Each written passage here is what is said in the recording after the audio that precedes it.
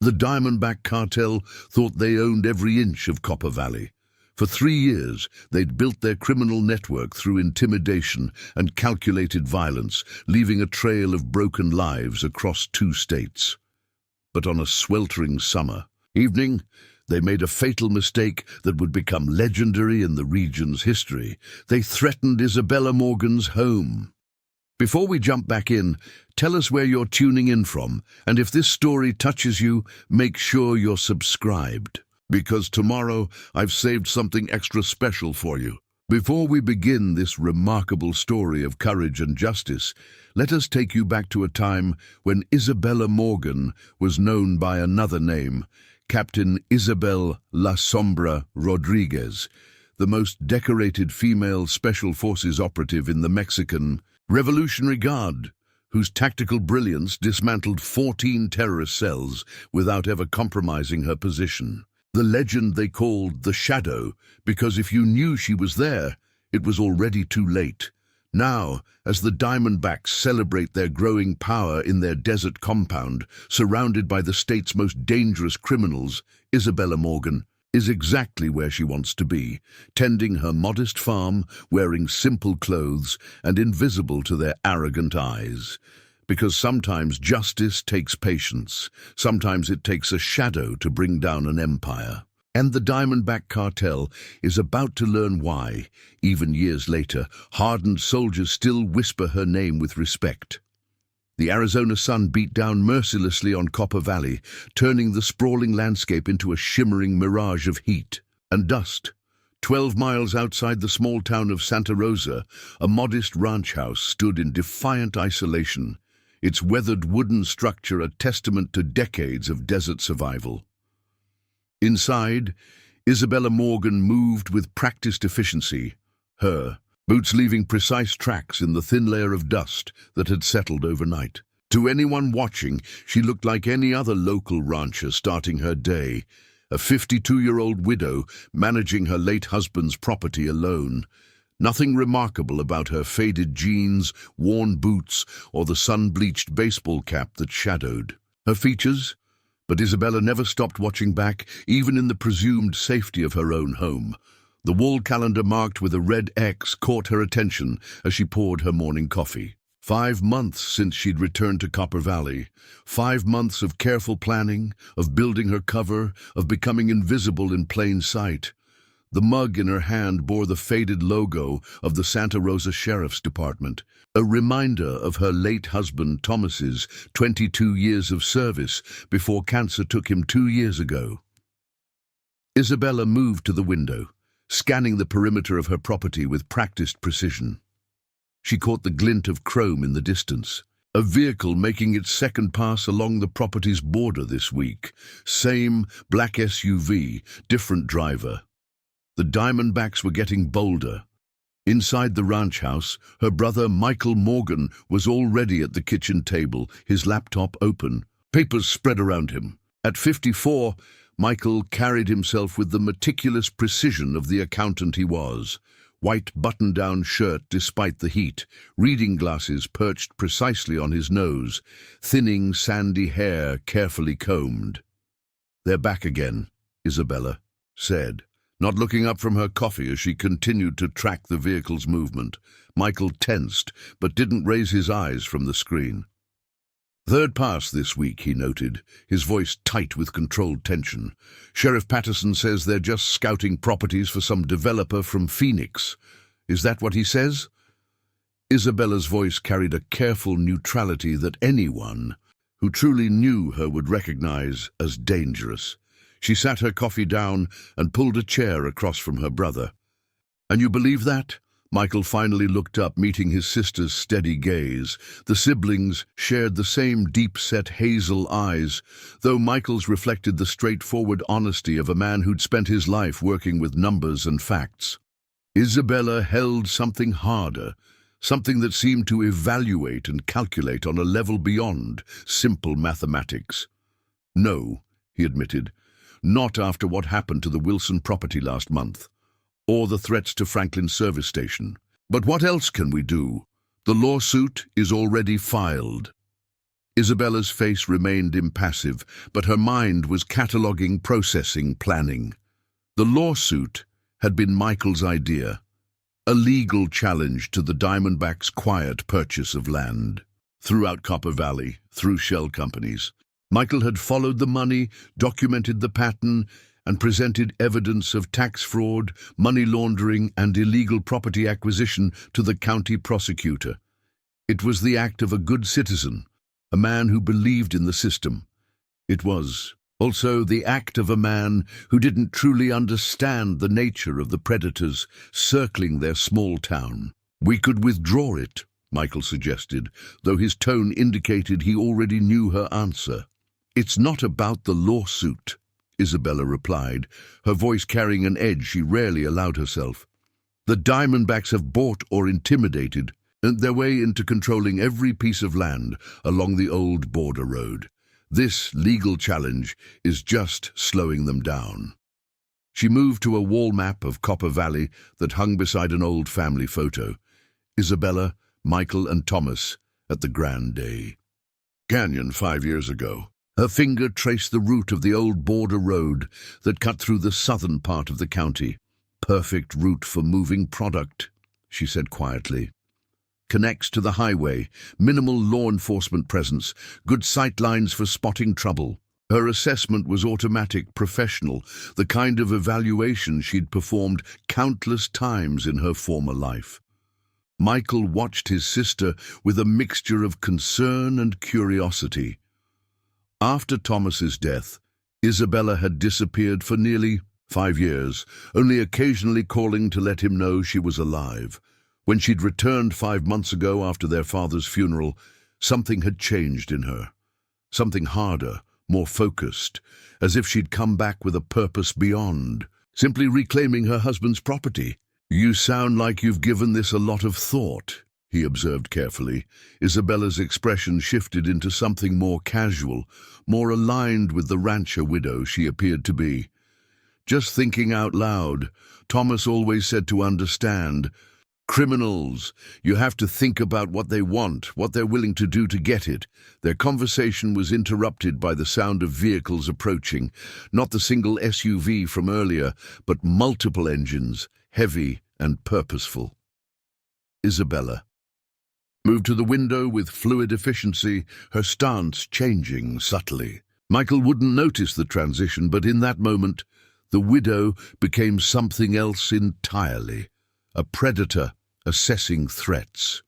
3 black pickup trucks with tinted windows pulled up in front of the house, each bearing the distinctive Diamondback rattlesnake decal that had become increasingly common throughout Copper Valley.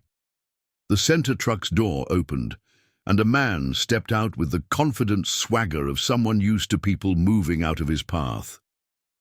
Jack Reynolds, president of the Diamondback Cartel, former Army Ranger, suspected of orchestrating a criminal operation that stretched across 2 states.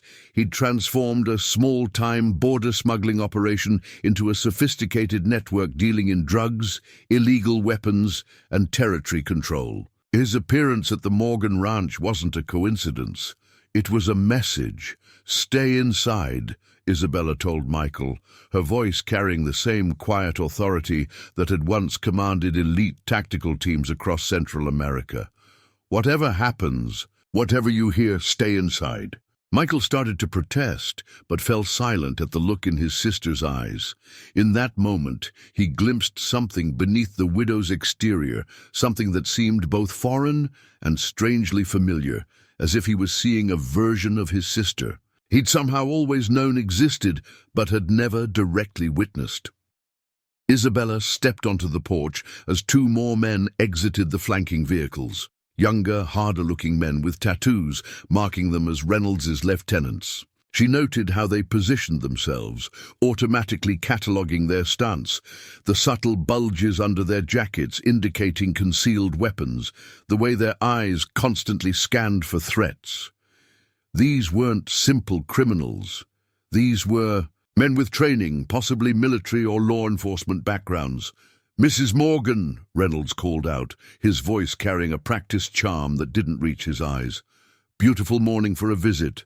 Isabella's posture subtly shifted into something non-threatening, something that projected vulnerability and uncertainty, the exact image of a widow uncomfortable with unexpected visitors. "This is private property, Mr. Reynolds," she replied, her tone polite but cautious. Reynolds smiled, removing his sunglasses with theatrical precision. He was in his early 40s, with dark hair and the weathered face of someone who'd spent years under the desert sun. His eyes, however, were cold and calculating, constantly evaluating. "That's exactly what I wanted to discuss with you, Mrs. Morgan. The property." He gestured expansively. "My organization has development plans for this region, plans that could benefit everyone, including you and your brother."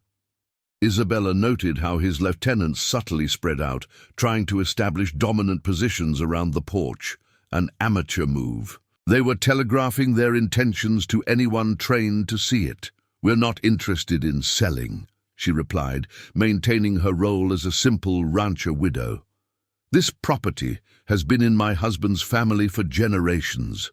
Reynolds' smile tightened almost imperceptibly. "Things change, Mrs. Morgan. Progress comes whether we want it or not. Smart folks adapt." He shrugged, his jacket shifting to momentarily reveal the handle of a pistol holstered at his side. "Others, they tend to get left behind, sometimes tragically." Isabella allowed a flash of fear to cross her face, feeding their assumptions. Let them think they were dealing with a simple widow and her accountant brother. Let them underestimate her. It's what she'd been planning for months. Preparing and narrating this story took us a lot of time, so if you are enjoying it, subscribe to our channel. It means a lot to us. Now back to the story. "Are you threatening us, Mr. Reynolds?" she asked, allowing a tremor to enter her voice. "Threatening?" Reynolds spread his hands in a gesture of innocence. "I'm offering you a way forward, $2 million, well above market value, because I respect what you and your brother have here." His voice hardened slightly. "But that offer won't last forever, especially with all these legal complications your brother seems intent on pursuing." The mention of the lawsuit confirmed what Isabella already knew. The Diamondbacks had sources within the county government, possibly within the sheriff's department itself. The corruption ran deeper than even Michael had suspected. Isabella wrapped her arms around herself, the picture of intimidated vulnerability. I'll need to discuss this with my brother." Reynolds's smile returned, satisfied that his message had been delivered effectively. He reached into his jacket, making one of his lieutenants tense nervously. Isabella filed that away. The man wasn't used to real violence, just intimidation. Reynolds produced a business card, holding it out. Isabella stepped forward to take it, letting them see her slight tremor. Inside, she was counting weapons, analyzing stances, noting how each man carried himself. Everything told her these weren't just cartel members. Their quasi-military bearing, the disciplined spacing, the coordinated approach, all suggested connection to something bigger, something more organized than a typical border smuggling operation. 3 days, Mrs. Morgan," Reynolds said as he returned to his vehicle. "Think about your future. Think about your brother's future." The convoy roared away in a cloud of dust, leaving Isabella standing on the porch. She waited until they were out of sight before her demeanor changed completely. The trembling stopped. Her posture shifted subtly, center of gravity lowering, weight balanced perfectly. This was the stance that had made her a legend in counterinsurgency operations. Michael emerged from the house, his face pale with concern. "Bella, what do we do?" Isabella turned to her brother, letting him see for the first time the steel beneath her quiet smile. "It's starting," she said softly. "They're getting ready to move on something big, something worth killing for." She looked down at Reynolds's business card, a slow, dangerous smile forming, and they just invited a shadow to their party. Inside the ranch house, on a table tucked in the corner of Isabella's bedroom, sat a small collection of photographs. They weren't family portraits or vacation memories, but surveillance photos, the Diamondbacks' compound, their key members, their routes and schedules. Beside the photos lay a worn badge, not from a sheriff's department, but from the Mexican Revolutionary Guard Special Forces, and a single newspaper clipping with the headline, "Elite Female Operative La Sombra, Presumed Dead After Border Clash." Tka, widow of Copper Valley, was much more than she appeared, and the Diamondbacks had just made the mistake of threatening the only family she had left. Santa Rosa hadn't changed much in the years since Isabella had last called it home. The single main street still housed the same family businesses, though now most sported security cameras and reinforced locks, silent testimony to the Diamondback cartel's growing influence. Isabella parked her weathered pickup outside Thompson's General Store, noting 3 black SUVs clustered near the entrance. Inside, she could hear raised voices. Olivia Thompson's store had been in her family for 3 generations. Now it was about to become another kind of lesson. Inside Thompson's General Store, 2 Diamondback members flanked the counter where Olivia Thompson stood, her face pale but determined. The third, wearing a sergeant-at-arms patch identifying him as Kevin Slater, leaned forward menacingly. "Protection payments aren't optional anymore," Slater growled. "Town's changing. It would be a shame if something happened to this place." Isabella selected a shopping basket, moving quietly through the aisles.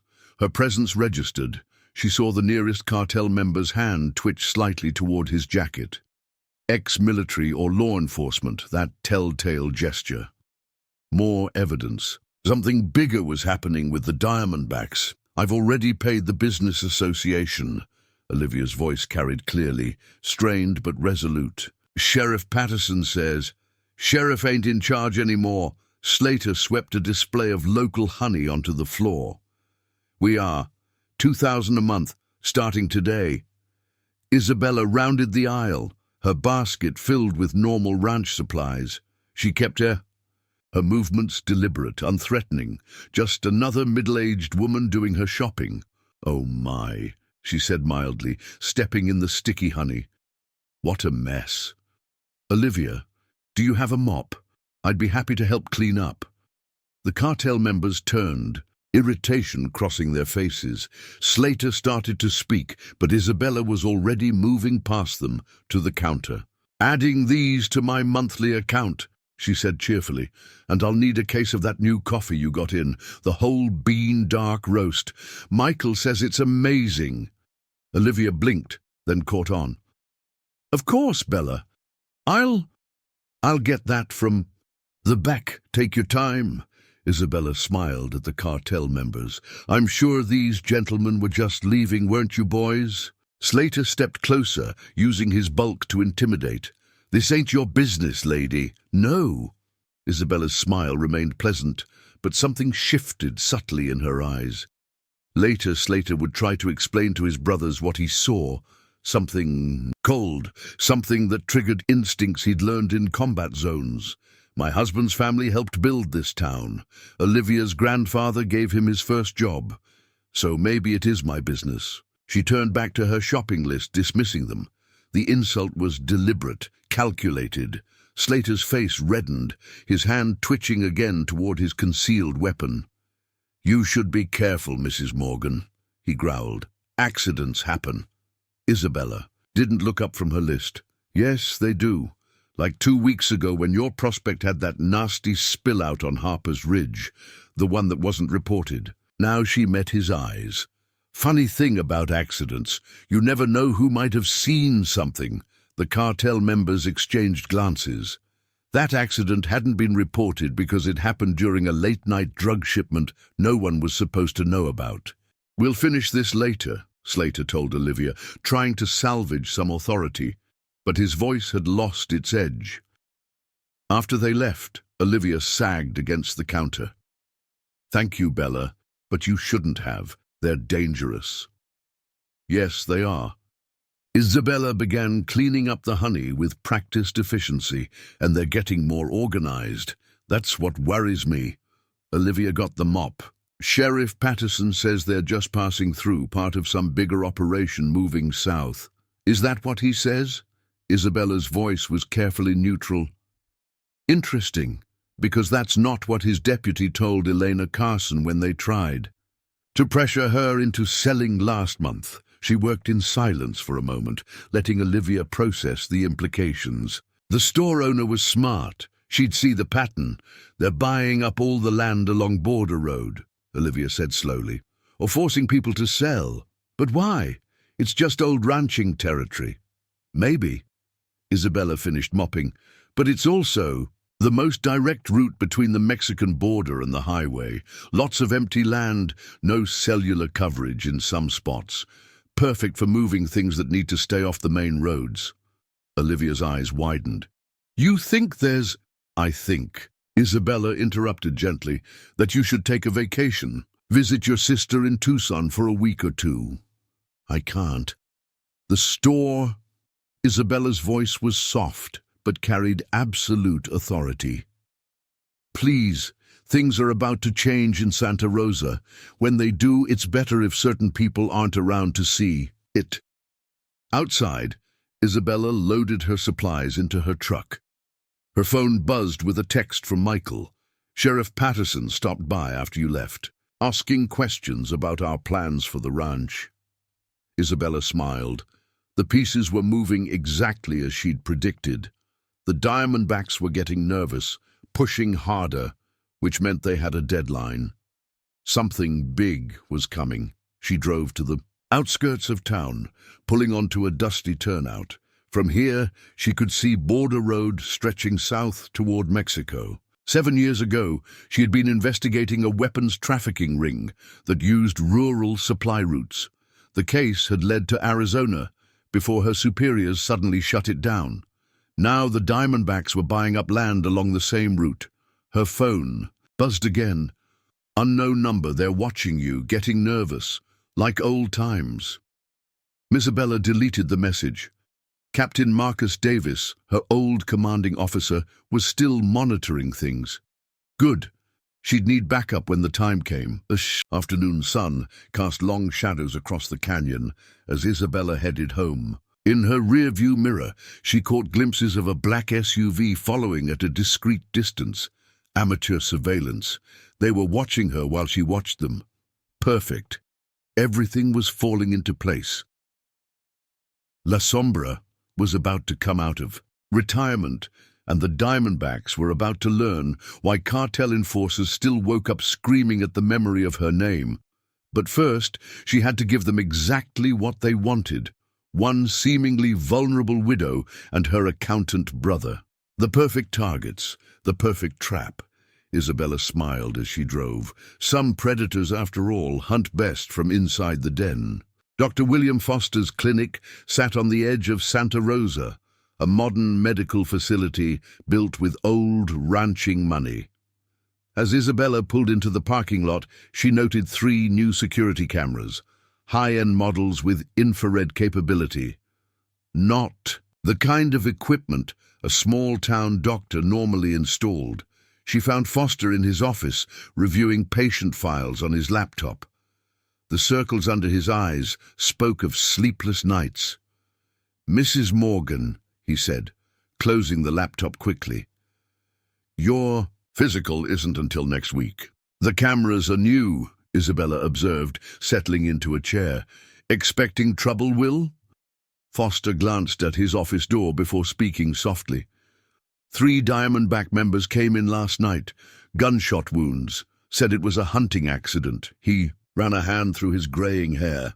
"Thing is, the wounds were from military-grade weapons, not hunting rifles." Isabella kept her expression neutral. "Hunting accident. That's what Sheriff Patterson's report says?" "But I saw the damage, Bella." Foster leaned forward. "These were professional hits, through-and-through wounds calculated to disable without killing." Before Isabella could respond, raised voices erupted from the waiting room. Two of Reynolds's lieutenants burst in, the same ones from Thompson's store. The larger one, Marcus Everett, jabbed a finger at Foster. "Those files you were looking at, hand them over, now."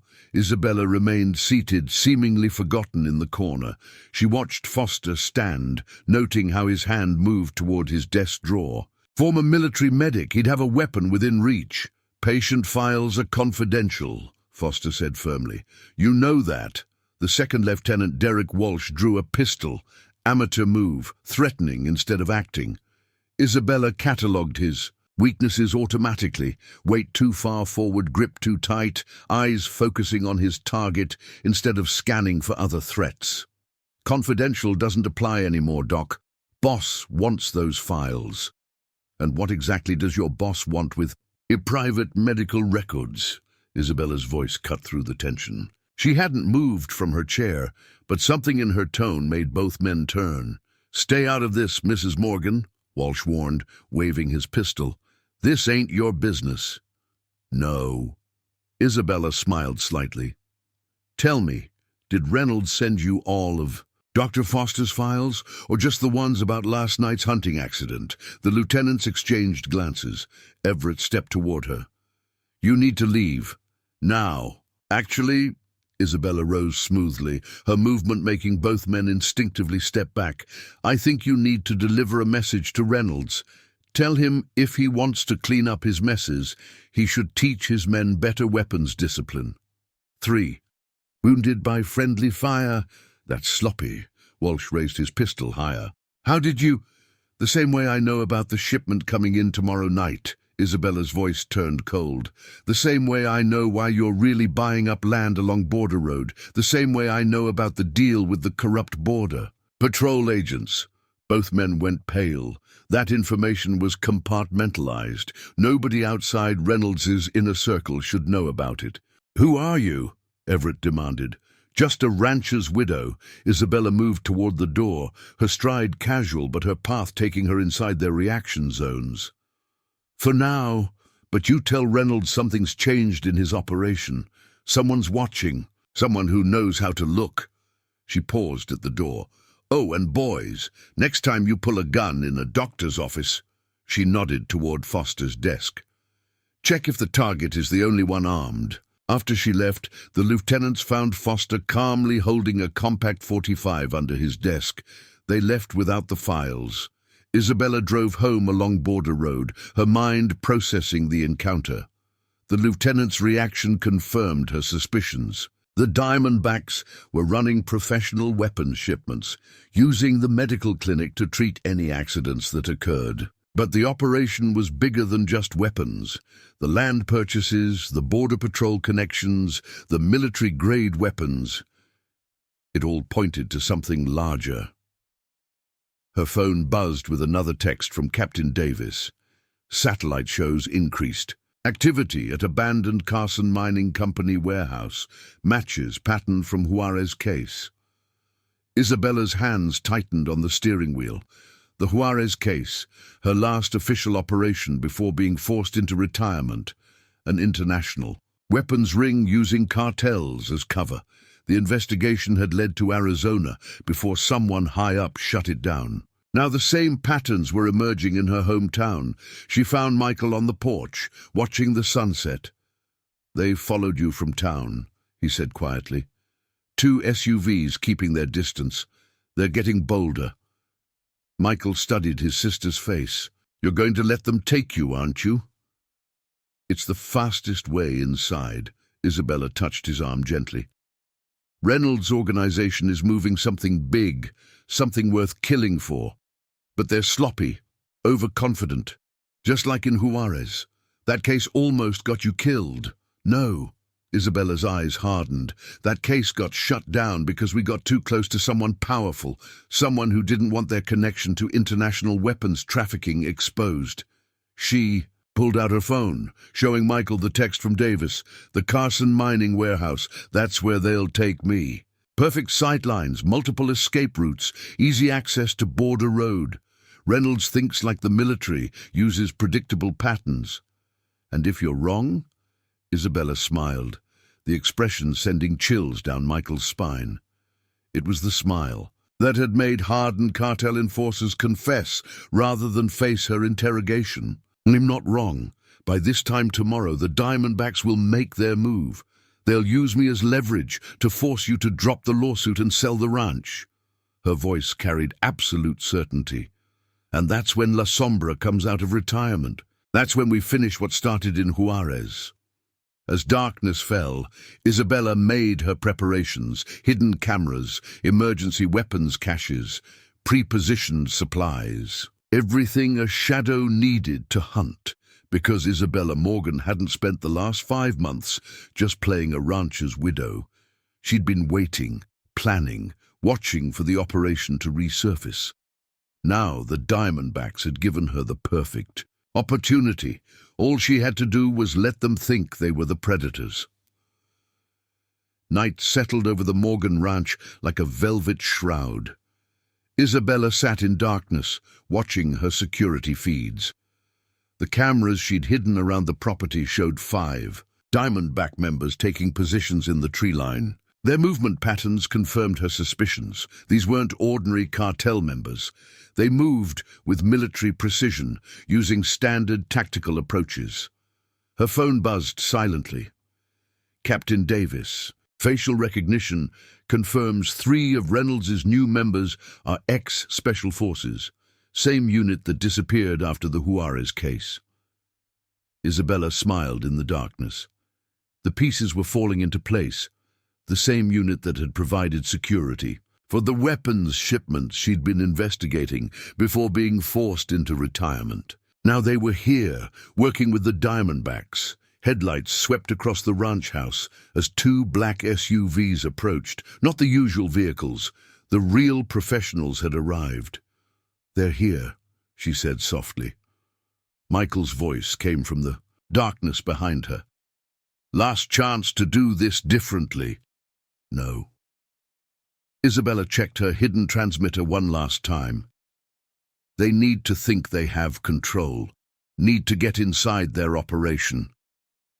She touched his hand briefly. "Remember the signal. If I don't send it every 6 hours, contact Davis." "I remember." Michael's voice was tight with concern. "Just come back to me. Always." The first flashbang crashed through the front window, exactly where Isabella had predicted. The tactical team breached with professional efficiency. Twin teams, coordinated movement, synchronized timing. In another life, she would have commended their technique. Isabella let them find her in the kitchen, appearing appropriately terrified. The team leader, face hidden behind a tactical mask, zip-tied her hands with practiced ease. "Target secured," he reported into his radio. "No complications." They moved her quickly to the waiting SUV. Through her carefully crafted mask of fear, Isabella noted every detail. 6-man team, latest-gen tactical gear, military hand signals. This was no ordinary cartel operation. Reynolds waited by the vehicles, watching with satisfaction. "Mrs. Morgan, sorry about the dramatic entrance, but we needed to make a point." "What do you want?" Isabella let her voice tremble. "Same thing as before, the ranch. But now your brother has extra motivation to sell." The drive to the Carson mining warehouse took exactly 12 minutes. Isabella counted every turn, noted every radio call. The tactical team maintained strict communications discipline, another sign they weren't typical criminals. Inside the warehouse, the setup confirmed her analysis. Professional guard positions, modern surveillance equipment, secure communications. Center. This wasn't just a temporary holding site. This was an operations base. They secured her to a chair in a central office, giving her a clear view of their activities. Overconfidence. They wanted her to see their strength, their professionalism, to feel helpless. Reynolds pulled up a chair. "Don't worry, this won't take long. Your brother's already received our demands. Once he drops the lawsuit and signs the transfer papers, you'll be free to go." Isabella maintained her frightened demeanor while observing everything. Through the office windows, she could see teams unloading crates from a newly arrived truck. Military shipping containers, serial, numbers matching the pattern from Juarez. Why? She asked, letting tears fill her eyes. Why our ranch? There's nothing special about that land. Actually, there is. Reynolds leaned back, enjoying his moment of superiority. Border Road is about to become very important. Certain business opportunities are opening up. Your ranch is the final piece we need. A commotion at the loading dock drew his attention. One of the tactical team members approached rapidly. Sir, we've got a problem. The shipment manifests don't match. Someone's been tampering with the routing codes. Reynolds' casual demeanor vanished. Show me. Isabella watched them examine documents at a nearby desk. The tactical team member pointed to something on a laptop screen. These serial numbers, they're being tracked. Someone's monitoring the shipments. Impossible. Reynolds' voice carried real concern now. Those codes are classified military, eyes only. Not anymore. The team member lowered his voice. But Isabella's trained hearing caught every word. Boss, this matches what happened in Juarez. Remember when that undercover operative almost exposed the whole operation? Isabella kept her expression fearful, but inside she smiled. They had taken her exactly where she needed to be, at the heart of their operation. Just like old times, her phone, hidden in a concealed pocket, vibrated once. Captain Davis's acknowledgement. The tracking devices she'd attached to their vehicles during the kidnapping were transmitting. Everything was proceeding according to plan. Reynolds returned, his earlier confidence replaced by barely concealed worry. Change of plans. We accelerate the timeline, get the buyer on secure comms. The whole shipment moves tonight. Sir, one of his men objected, the border crossing isn't secured yet. Now, Reynolds ran a hand through his hair. Something's wrong. This is too similar to Juarez. We need to finish this before... He stopped, staring at Isabella with dawning suspicion.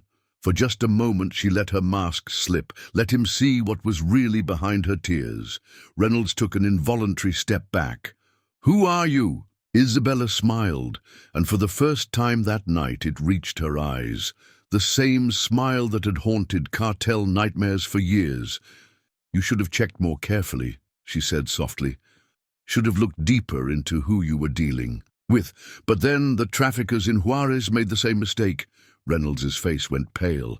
La Sombra, he whispered. You're La Sombra. Around them his tactical team shifted uneasily. Even years later, that name carried weight in certain circles. Consider this a friendly warning, Isabella continued, her voice carrying the quiet authority that had once made cartel leaders confess.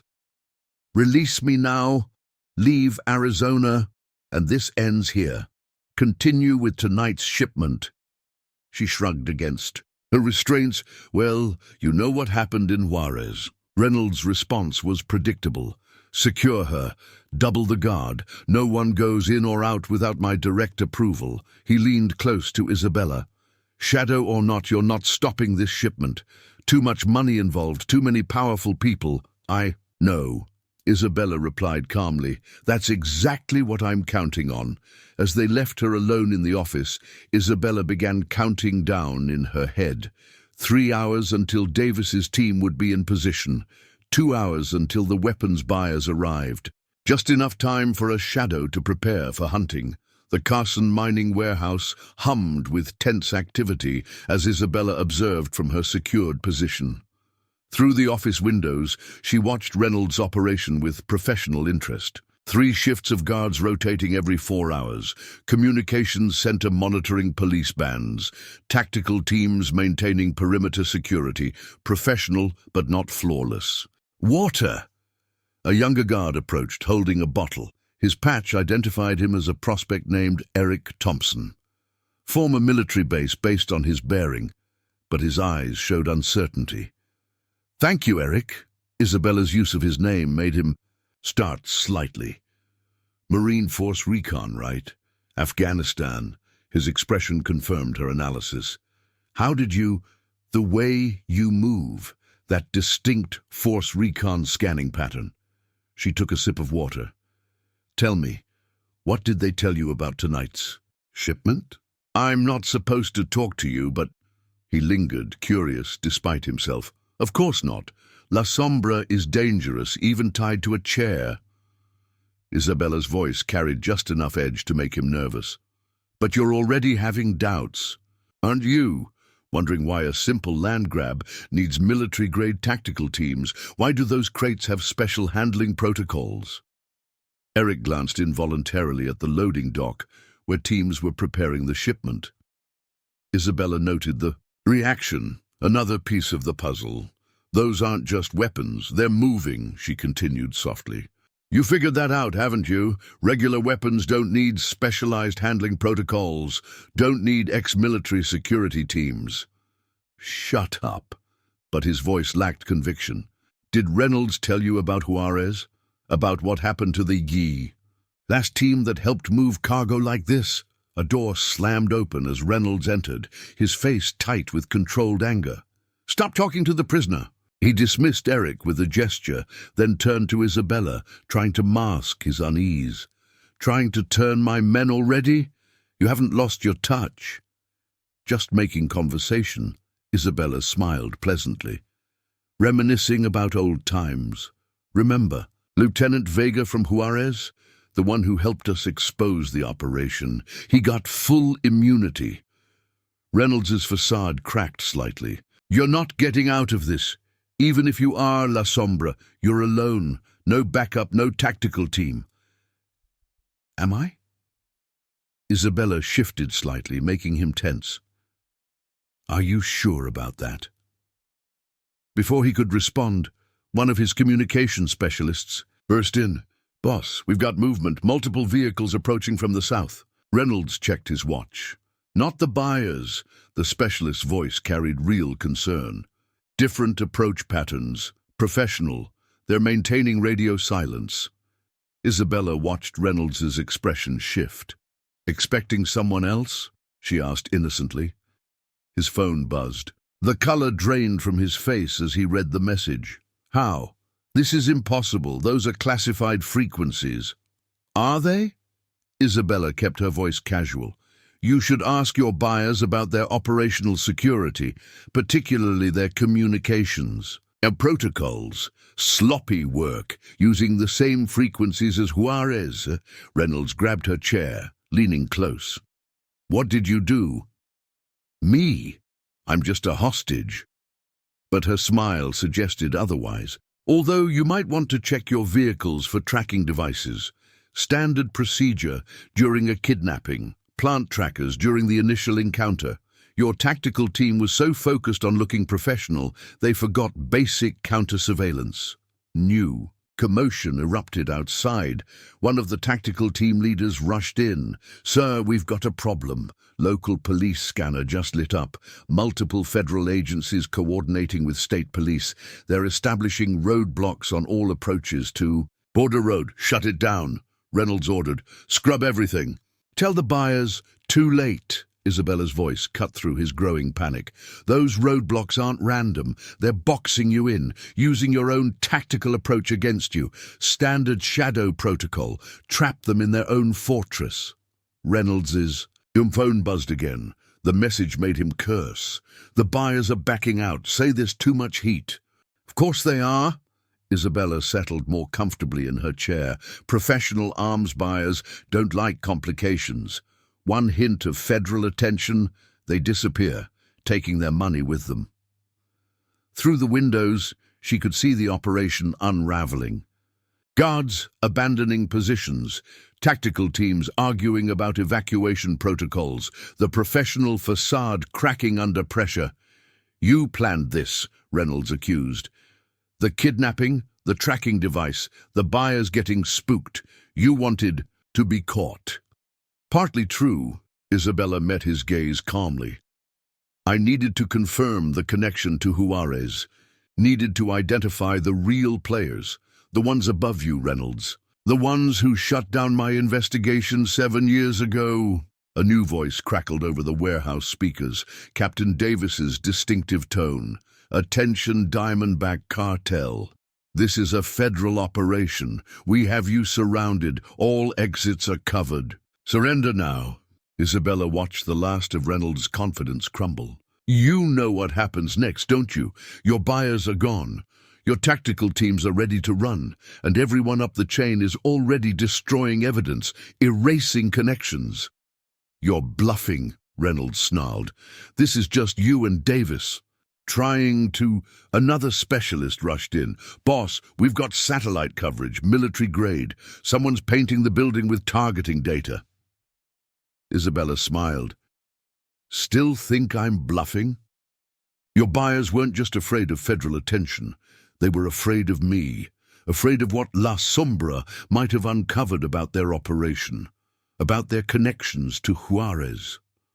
Around them, the warehouse erupted in chaos as Diamondback members realized the trap they were in. Some wanted to fight, others were already looking for escape routes. The professional tactical teams stood apart, communicating urgently on their secured channels. One last chance, Reynolds. Isabella's voice carried absolute certainty. Surrender now. Tell us everything about the buyers, about the specialized shipments, about Juarez. She shrugged. Or, well, you remember what happened to the last organization that underestimated the shadow. Reynolds stared at her for a long moment, weighing options that were rapidly disappearing. Outside, federal vehicles could be seen taking position. The net was closing. The shadow was hunting again, and this time she had them exactly where she wanted them. The Carson mining warehouse had become a pressure cooker. Isabella watched Reynolds's organization fracture as federal forces tightened their perimeter. The professional tactical teams had separated themselves from the regular Diamondback members, their military training obvious as they established defensive positions. Sir, Eric approached Reynolds nervously. The handling protocols for those crates, some of those markings look like nuclear transport warnings. What exactly are we moving here? Shut up and maintain your position, Reynolds snapped. But Isabella caught the fear beneath his anger. The operation was unraveling faster than he could control. Tell him, Reynolds, Isabella suggested calmly from her chair. Tell him about the specialized components, the ones with radiation hazard markings, the ones your buyers are willing to pay millions for. I said shut up. Reynolds drew his pistol, but his hand shook slightly. The tactical team leader stepped forward. Boss, we need to make a decision. Local police scanners show federal tactical units moving into position. At least 3 different agencies. They're following shadow protocol, Isabella explained helpfully. Multiple agencies, synchronized approach, the same technique I used in Juarez. She smiled at Reynolds. Remember how that ended? Half the organization tried to surrender, hoping for deals. The other half, well, hospitals in 3 states got very busy. Eric moved closer to Isabella, his voice low. What happened in Juarez? Don't answer, Reynolds started, but Isabella's voice cut through his command. International weapons trafficking, nuclear components being sold to foreign buyers. Sound familiar? She watched Eric's face as realization dawned. Just like now. Same protocols, same approach, even the same radiation hazard warnings on the crates. The tactical team leader cursed softly.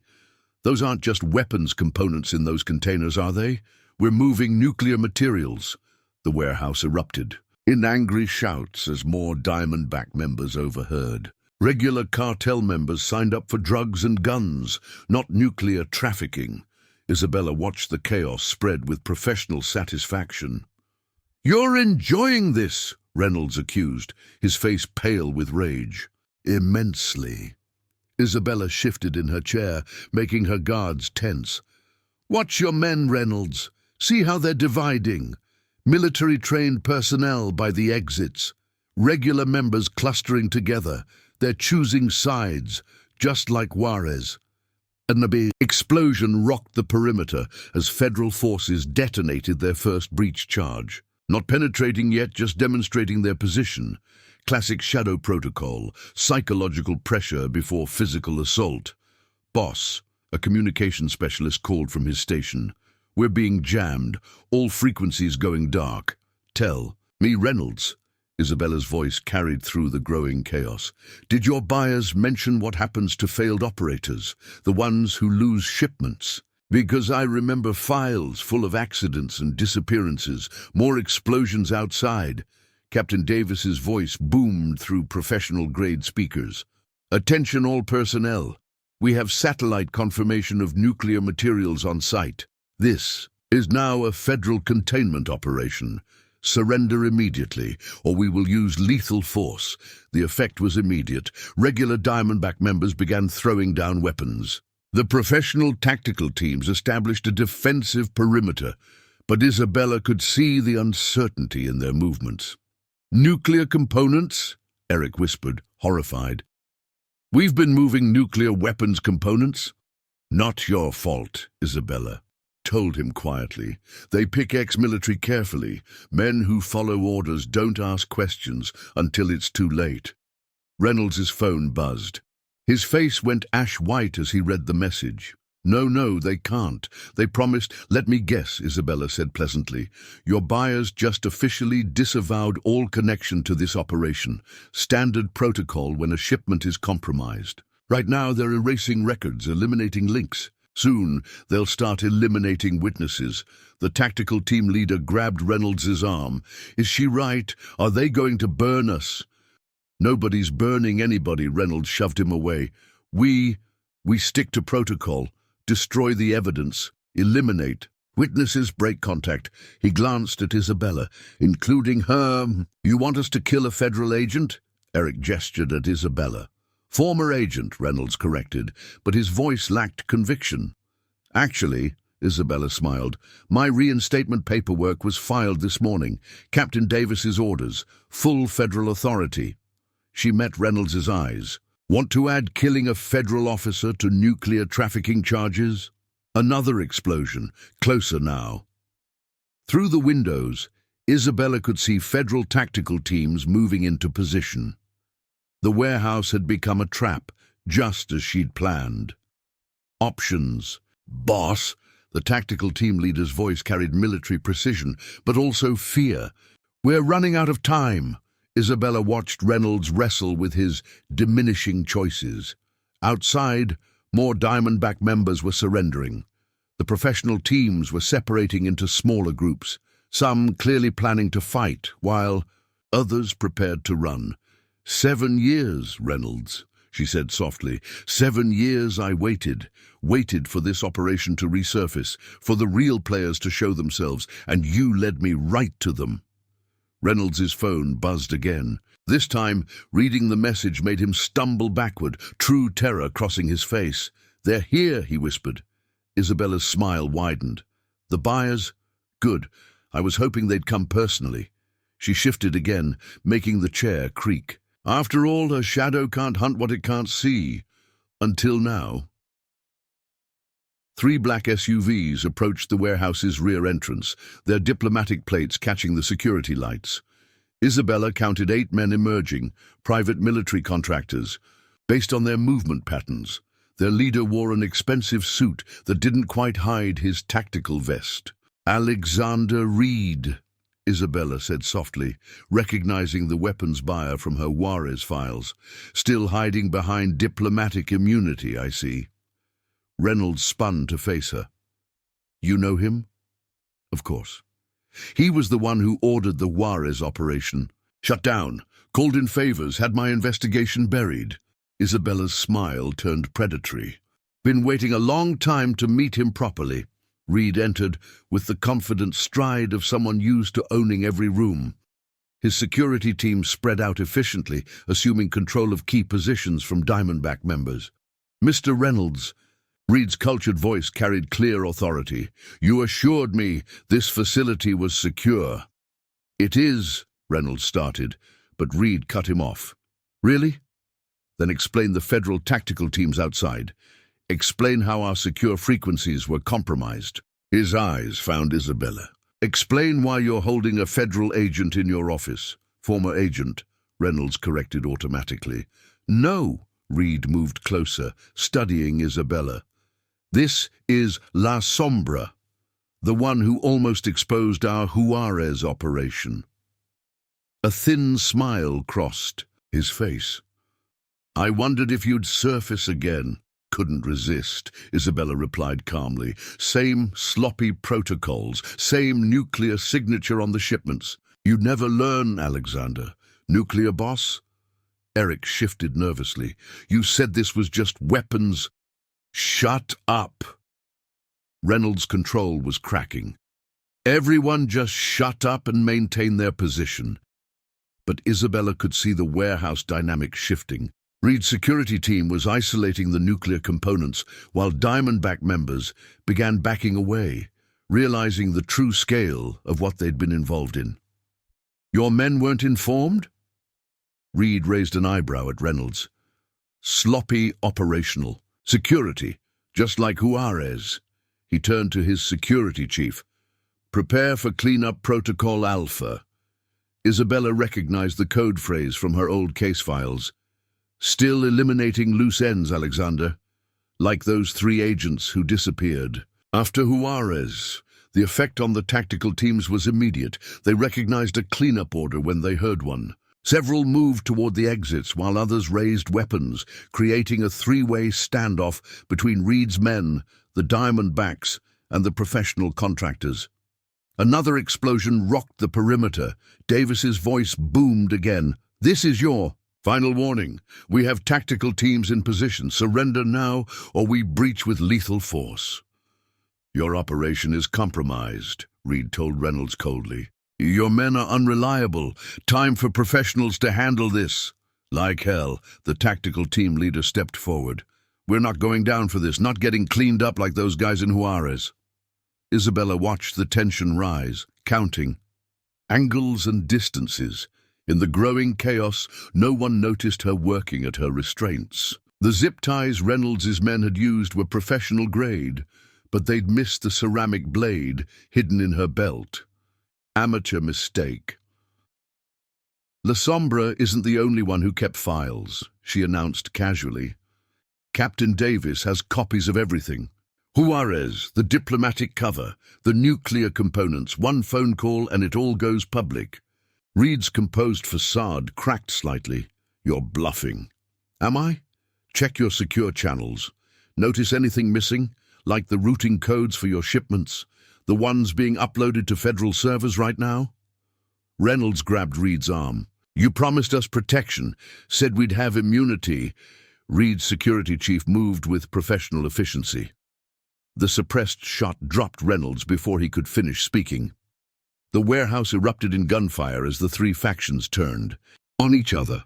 Isabella used the chaos to make her move.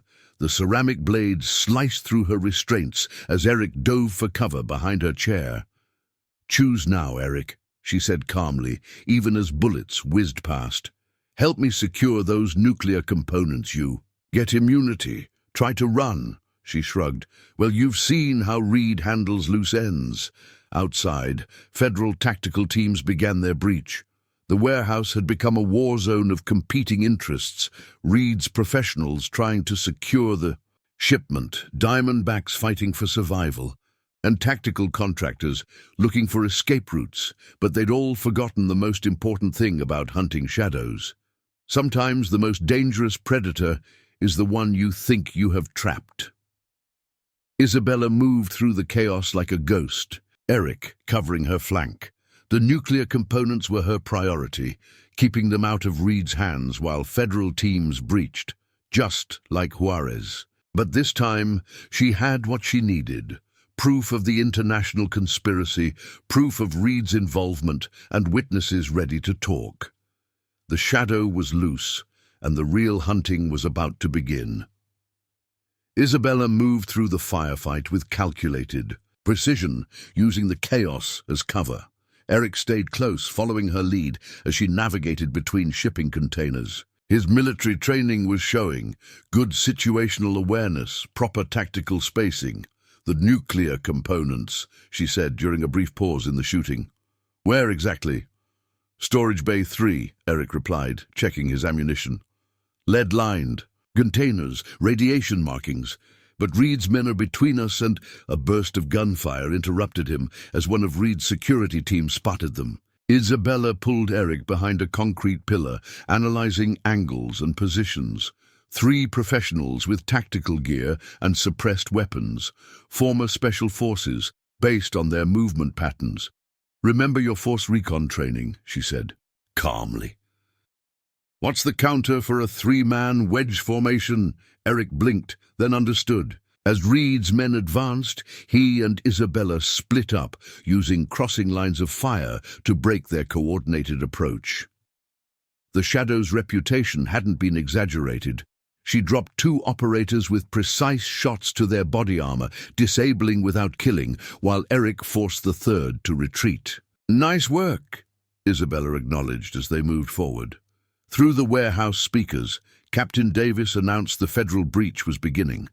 Multiple explosion points creating chaos and confusion. Reed's commanding voice cut through the gunfire. "Secure those containers, nothing else matters." "He's desperate," Isabella observed, leading Eric through a service corridor.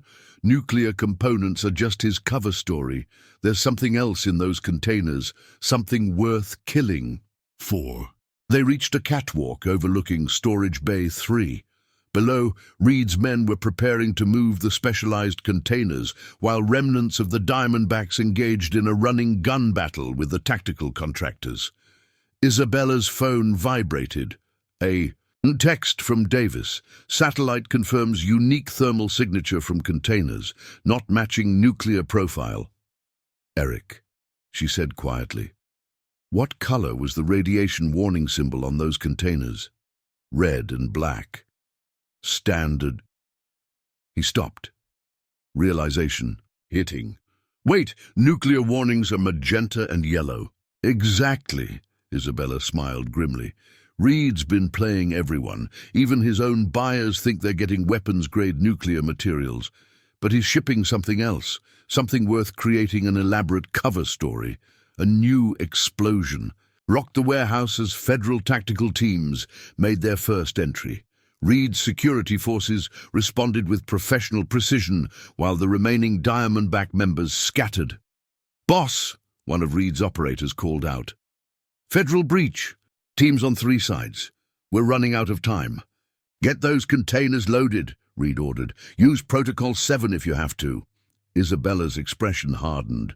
"Protocol 7, just like Juarez." "What's Protocol 7? Eric asked, ducking as bullets sparked off the catwalk railing. "Thermite charges. Destroy everything rather than let it be captured," Isabella explained. "That's how they buried the evidence last time. Burned it all, including their own men." Below, Reed's operators began planting charges while continuing to hold off federal teams. The warehouse had become a complex battlefield, federal agents breaching from multiple points, Diamondbacks fighting for survival, tactical contractors looking for escape routes, and Reed's professionals trying to protect their cargo. "Time to end this," Isabella said quietly. "Eric, I need you to create a distraction. Get their attention focused upward while I—" Movement caught her eye. One of Reed's men was Isabella, and Eric moved along the catwalk with practiced efficiency, using the federal breach points as cover. Below, Reed's men were starting to trigger the thermite charges, preparing to destroy the intelligence servers. "We've got 3 minutes once those charges start," Isabella said, checking angles. "After that, the thermite burns hot enough to melt through the server casings." "Sir," one of Reed's operators called out, "federal teams have breached the East Corridor. Captain Davis is leading personally." Reed's composed facade cracked. "Trigger all charges. Nothing can fall into federal hands." He turned to his security chief. "Prepare the backup protocol, like Helios." Isabella's eyes narrowed. "Helios, that's the connection I missed." She keyed, her hidden communicator. "Davis, are you receiving?" "Go ahead, Shadow." "Reed's running the same operation as Helios. Remember that CIA server farm that got hit? The one where classified files disappeared right before a thermite accident?" Through the chaos, Isabella could hear Davis cursing. "Son of a—" He's not stealing random intelligence. He's building a complete database of covert operations, assets, locations, protocols, enough to compromise every intelligence agency in the Western Hemisphere. Confirmed, Isabella said. Nuclear components were just covered. Nobody looks too closely at nuclear shipments. Too much paperwork. Too many agencies involved. Eric checked his ammunition. How do we stop them? The charges are sequenced, Isabella explained, moving into position. They have to trigger in order or the failsafes kick in. Standard intelligence protocol. She smiled grimly. The same protocol I helped design. Below, Reed's men had started the sequence. The first thermite charge ignited with a brilliant flash, starting the countdown to total server destruction. Now! Isabella's command sent Eric into motion. They dropped from the catwalk onto shipping containers, using Reed's own tactical positioning against him. His men had created perfect cover positions for anyone attacking from ground level. They weren't prepared for threats from above. Isabella moved like her nickname, a ghost flowing between cover points. Two of Reed's operators went down before. They realized the attack was coming from an unexpected angle. Eric proved his force recon training, providing precise covering fire that forced the remaining security team to retreat. The servers! Reed's voice carried real panic now. Protect those servers! But Isabella had reached the first row of containers. Her hands moved with practiced speed, disarming the thermite sequence she'd helped develop. Eric kept Reed's men pinned down while federal breach teams advanced from multiple directions. It's over, Alexander, Isabella called out, her voice carrying that quiet authority. Your entire operation is exposed. Helios, Juarez, all of it. You don't understand what you're dealing with. Reed's composure was gone. This goes higher than you can imagine. Governments, intelligence agencies, people who can make anyone disappear. You mean like you made those CIA analysts disappear in Helios? Isabella moved to the next set of charges. Or those NSA technicians. In Juarez, more federal teams breached the warehouse. Captain Davis's voice boomed through tactical speakers. All units, secure those servers, priority Alpha. Reed's remaining operators started to fall back, professionals recognizing a lost cause. But Reed himself seemed to snap. He charged toward the servers, pulling something from his jacket. If I can't have the files, he snarled, nobody can. Isabella recognized the device, a dead man's switch linked to emergency charges. She moved without hesitation, trusting Eric to cover her flank. Her first shot caught Reed's arm, sending the switch flying. The second hit his tactical vest, driving him back. But Reed wasn't finished. He drew his sidearm with his offhand, firing wildly. You have no idea what you're stopping. The power in those files, the secrets. That's your problem, Alexander. Isabella's voice was almost gentle as she closed the distance. You see secrets as power. I see them as responsible. The final confrontation happened almost too fast to follow. Reed, despite his expensive suit and diplomatic credentials, proved he remembered his special forces training.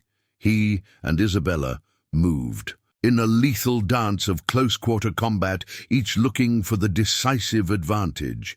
But there was a reason they called her the Shadow. Reed never saw the final strike coming. One moment he was pressing his attack, the next he was disarmed and on his knees, Isabella's gun pressed against his head. Helios, she said softly. Juarez. All those agents who disappeared. Talk fast, Alexander, before I decide you're too dangerous to take alive. Around them, federal teams secured the warehouse. The remaining Diamondback members surrendered, while tactical contractors threw down their weapons. Eric kept guard as Captain Davis approached, his tactical team scanning for remaining threats. The servers are secure, Davis reported. Looks like we got to them in time. The intelligence files are intact. Isabella kept her weapon trained on Reed. Almost too easy, wasn't it? Almost like someone wanted us to recover these specific servers. Reed's Laughter held no humor. Finally figured it out, didn't you? You're right. These servers were bait. The real files, the real operation. He smiled coldly. You've got no idea what's coming. Isabella met Davis's eyes. They both recognized the implications. This wasn't just about stolen intelligence anymore. Someone had used Reed's operation to distract from something bigger, something worth sacrificing an entire intelligence theft. Ring to hide. The Carson mining warehouse had become a federal crime scene. Technical teams swarmed the server containers while tactical units secured the perimeter. Isabella watched them work from a makeshift command post, her mind processing patterns she might have missed. The servers were a distraction, she told Davis, as they reviewed preliminary data. Reed wanted us focused on the intelligence theft, while something bigger moved into position. Makes sense. Davis pulled up satellite imagery on his tactical tablet. We've got increased activity at 3 other sites along Border Road, all showing the same radiation signature we tracked here. Eric, now officially working with the federal team, studied the images. Those are the properties the Diamondbacks were forcing people to sell. They needed the whole route. Isabella nodded. Not for moving servers, for moving something else. Something worth burning an entire intelligence operation to hide. Reed sat handcuffed nearby, his expensive suit now dirty and torn. But his earlier panic had been replaced by an unsettling calm. You still don't see it, do you? He smiled at Isabella. All these years hunting ghosts, you never asked who really shut down your investigation, who had that kind of authority. Deputy Director Wilson, Isabella replied. He claimed national security concerns. Wilson was a messenger, Reed laughed softly. Just like I'm a messenger. There are larger forces at work, Shadow, forces that make your federal badge look like a child's toy. A commotion at the perimeter drew their attention. A black SUV with diplomatic plates had arrived, accompanied by 2 more vehicles with government markers. Right on time, Reed murmured. A man in an expensive suit emerged from the SUV, flanked by security. He moved with the confident stride of someone used to absolute authority. Isabella recognized him immediately. Jonathan Blackwood, she said softly, Deputy Director of National Intelligence. Well, Davis cursed under his breath, this just got interesting. Blackwood was in charge of oversight for the Helios operation, Isabella corrected, watching Blackwood approach. The one where those servers disappeared. The one where agents disappeared. Blackwood's security team spread out professionally as he reached the command post. His smile was practiced, political. Agent Morgan, quite a situation you've uncovered here. Unfortunately, this operation now falls under national security oversight. We'll take it from here. Isabella studied him carefully. Will you? Like you took over Helios? Juarez? Blackwood's smile didn't waver, but his eyes hardened. Careful, Agent. Some questions are above your pay grade. Like why the Deputy Director of National Intelligence is personally interested in a cartel's trafficking operation. Isabella kept her voice neutral, or why are radiation signatures showing up at multiple sites along Border Road. This is now a classified operation, Blackwood replied. All evidence and prisoners will be transferred to federal custody, including Mr. Reed. Reed's earlier calm made sense now. He'd been waiting for this. Eric spoke up, his voice carrying military precision. Those radiation signatures, they're moving. 3 convoys, all heading north toward the Canadian border. Blackwood's security team subtly shifted positions, hands moving closer to weapons. The tension in the command post ratcheted up. Stand down, Agent, Blackwood ordered. That's a direct command from the Office of National Intelligence. Isabella smiled, the expression sending chills through the room. Here's the problem, Director. I've spent 7 years tracking this operation, watching patterns, connecting dots. She moved with deliberate calm, making Blackwood's security team nervous. And now I know why Juarez was shut down. Why Helios was buried. Because someone high up in intelligence services is running their own operation, moving something so classified it's worth killing to protect. You have no idea what you're dealing with. Blackwood's political mask cracked slightly. The bigger picture is that American intelligence agents are dying. Isabella cut him off. Disappeared, eliminated, buried in accidents when they get too close, just like you planned for me and Juarez. Blackwood's hand moved toward his jacket. That's enough. Security, take them into custody. All of them. But Isabella had been waiting. For this, her phone broadcast a pre-recorded message to every federal frequency. Attention all units. Be advised, Operation Chimera is now active. Authorization code Shadow 7 Delta. Through the warehouse windows, they could see tactical teams moving into new positions. Not Blackwood's security, but Isabella's people. The ones she'd spent 7 years placing carefully. It's called having a longer game, Director, she said softly. While you were watching for ghosts, I was building an army. Blackwood's face showed real fear now. You can't. This operation is vital to national security. The material being moved is... What exactly? Isabella's voice carried absolute authority. Because in about 30 seconds, every federal agency in 3 states will be moving on those convoys. So talk fast, Director. What are you really moving through Border Road? You have no authority, Blackwood started, but Isabella cut him off. 3 teams of federal tactical units are moving to intercept, she announced, letting him see the live feeds. Satellite coverage showing your convoy routes, and most importantly, she smiled coldly, complete records of every operation you've buried. Helios, Juarez, all of it. Eric approached with new data on his tablet. Agent, we've got thermal imaging from the convoy loads, not matching any known radiation profile. Because it's not nuclear material, Isabella said, watching Blackwood's reaction. Is it, Director? That was just cover for what you're really moving, something worth compromising national intelligence for. Blackwood's political mask cracked further. You don't understand. These materials, they're beyond classified, beyond any normal protocol. Sir, one of his security team reported urgently, the federal units have blocked all access routes to Highway 17. The convoys are being boxed in. Isabella's phone buzzed, Davis coordinating the intercept. Teams in position, convoy leaders, requesting direct orders from Blackwood. They're nervous. Talk fast, Director, Isabella advised as she watched panic spread across Blackwood's face. Because in about 5 minutes those convoys hit our roadblocks, and then everyone sees what you're really transporting. You can't stop this. Blackwood's voice held a desperate authority. These shipments are vital to national security, to relationships with our allies. Allies? Isabella stepped closer, making his security team tense. Like the buyers in Helios? The ones who disappeared after getting what they wanted? Eric checked another tactical feed. Agent Convoy 2 is attempting to divert onto county roads. Local units moving to intercept.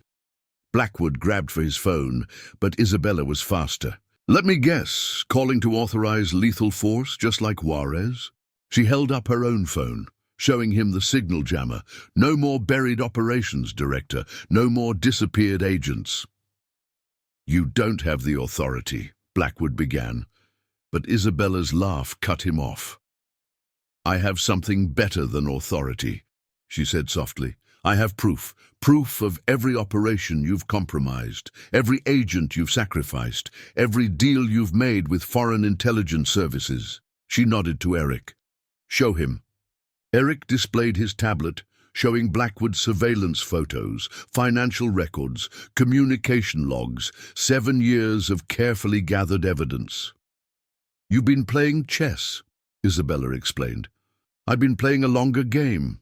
Every site you've used, every route you've established, every contact you've made, I've been watching, waiting, building the case that would expose everything. Blackwood's security team looked increasingly uncertain. These were professional operators, trained to protect government officials. But they weren't trained for this, for discovering their boss was compromising national security. "Sir," the team leader said carefully, "we need to know. Are these shipments authorized by the Intelligence Committee?" "Stand down," Blackwood ordered.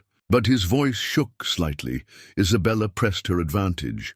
"Tell them, Director, tell them about the real buyers, the ones who've been purchasing classified intelligence, acquiring restricted materials, eliminating witnesses." "Agent," Eric called urgently, "Convoy 3 is stopped. They're security teams. They're surrendering to federal units." Blackwood moved with desperate speed, drawing a concealed weapon. But Isabella had been waiting for this too. She countered with practiced efficiency, disarming him before his own security could react. "That's the problem with corrupt officials," she said, as Blackwood went to his knees, clutching his injured hand. "They always think they're the smartest. Ones in the room always think they're untouchable." Her phone buzzed again. "Davis updating. All convoys contained. You need to see what they're carrying." "This goes deeper than we thought." Isabella kept Blackwood covered, while his security team, now fully aware of the situation, secured him properly. "Now," she said softly, letting him see the ghost that had haunted criminal nightmares, "let's talk about what you're really moving through my territory, and who you're really working for." The game had changed. The real operation was about to be exposed, and Blackwood was about to learn why they called her the Shadow. Because once she started hunting, nowhere was safe to hide. The first images from the intercepted convoys made even Isabella pause. The trucks hadn't been carrying weapons or nuclear materials. The cargo was something far more dangerous. "Biological containment units," Eric reported, reviewing the manifest. "Experimental. Pathogens, vaccine prototypes, gene therapy compounds. Everything needed to build a next-generation biological weapons program." Blackwood, now securely restrained, laughed bitterly. "You have no idea what you've done. The deals in place, the arrangements with foreign intelligence services. You mean like these?" Isabella displayed intercepted communications on the command post screens, arrangements with rogue intelligence agencies, sales of classified research, transfer of military technology to foreign powers. She studied Blackwood's reaction. "All authorized under your security clearance." Davis's voice crackled through the tactical comms. "Shadow, you need to see this. Convoy 3 was carrying personnel. Files, lists of covert operatives, safe house locations, active operation details." He wasn't just selling technology, Isabella realized, watching Blackwood's expression. He was selling out our entire intelligence network. Every agent, every operation, every security protocol. "You think too small," Blackwood sneered. "This is bigger than intelligence, bigger than national security. This is about the future of global power." Eric approached with new data. "Agent, we're tracking multiple unauthorized satellite uplinks. Someone's activated emergency protocols at the other border road sites." Isabella smiled coldly. "Your buyers are getting nervous, Director, realizing their investment is about to be exposed. You have no idea who you're dealing with." Blackwood's voice held real fear now. "These people, they don't just eliminate witnesses, they erase entire operations, make whole agencies disappear, like they tried to do in Juarez." Isabella moved closer, letting him see the predator behind her calm exterior. "Tell me, Director, who really ordered my investigation shut down? Who has enough authority to bury evidence of international technology theft?" Before Blackwood could respond, Eric called out urgently, "Multiple vehicles approaching from the north, diplomatic plates, but the thermal signatures, they're carrying military-grade equipment." "Your real masters arriving?" Isabella asked Blackwood. "The ones who've been buying America's military secrets?" Blackwood's face went pale. "You don't understand. They'll kill everyone, clean the whole operation, Just like Helios. No, Isabella's voice carried absolute certainty. They won't, she keyed her tactical comms. All units, this is the Shadow. Execute Operation Chimera Protocol. Around the warehouse perimeter, hidden federal teams emerged from concealed positions. Not regular tactical units, but specialized operators. The ones Isabella had spent years recruiting and positioning. See, Director, she explained calmly, while you were selling out our intelligence network, I was building my own. Every agent you threatened, every operator you tried to silence, I gave them a new purpose, a way to fight back. Eric checked the tactical feeds. Foreign teams entering our containment zone. 8 vehicles, multiple armed operators. Let them come, Isabella said softly. Let them see what happens when they push American operatives too far, when they try to buy and sell our people like commodities. Blackwood struggled against his restraints. You don't have the authority. These are foreign intelligence services. Diplomatic immunity doesn't cover treason, Isabella cut him off. Doesn't protect people who sell out their own country. She turned to the tactical screens, watching the approaching vehicles. And it definitely doesn't shield foreign agents conducting hostile operations on American soil. Through the command post windows, they could see the foreign teams taking positions. Professional operators used to working with impunity under diplomatic cover. But they weren't prepared for what awaited them.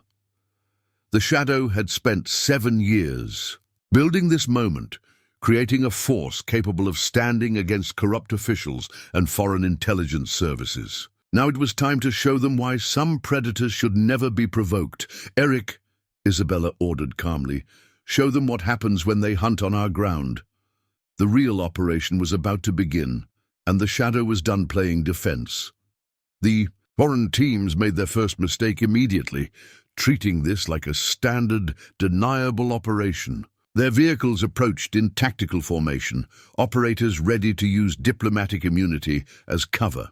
They weren't expecting Isabella's people, multiple teams of seasoned agents with personal grudges against those who'd betrayed them. Identify the tactical channels yet?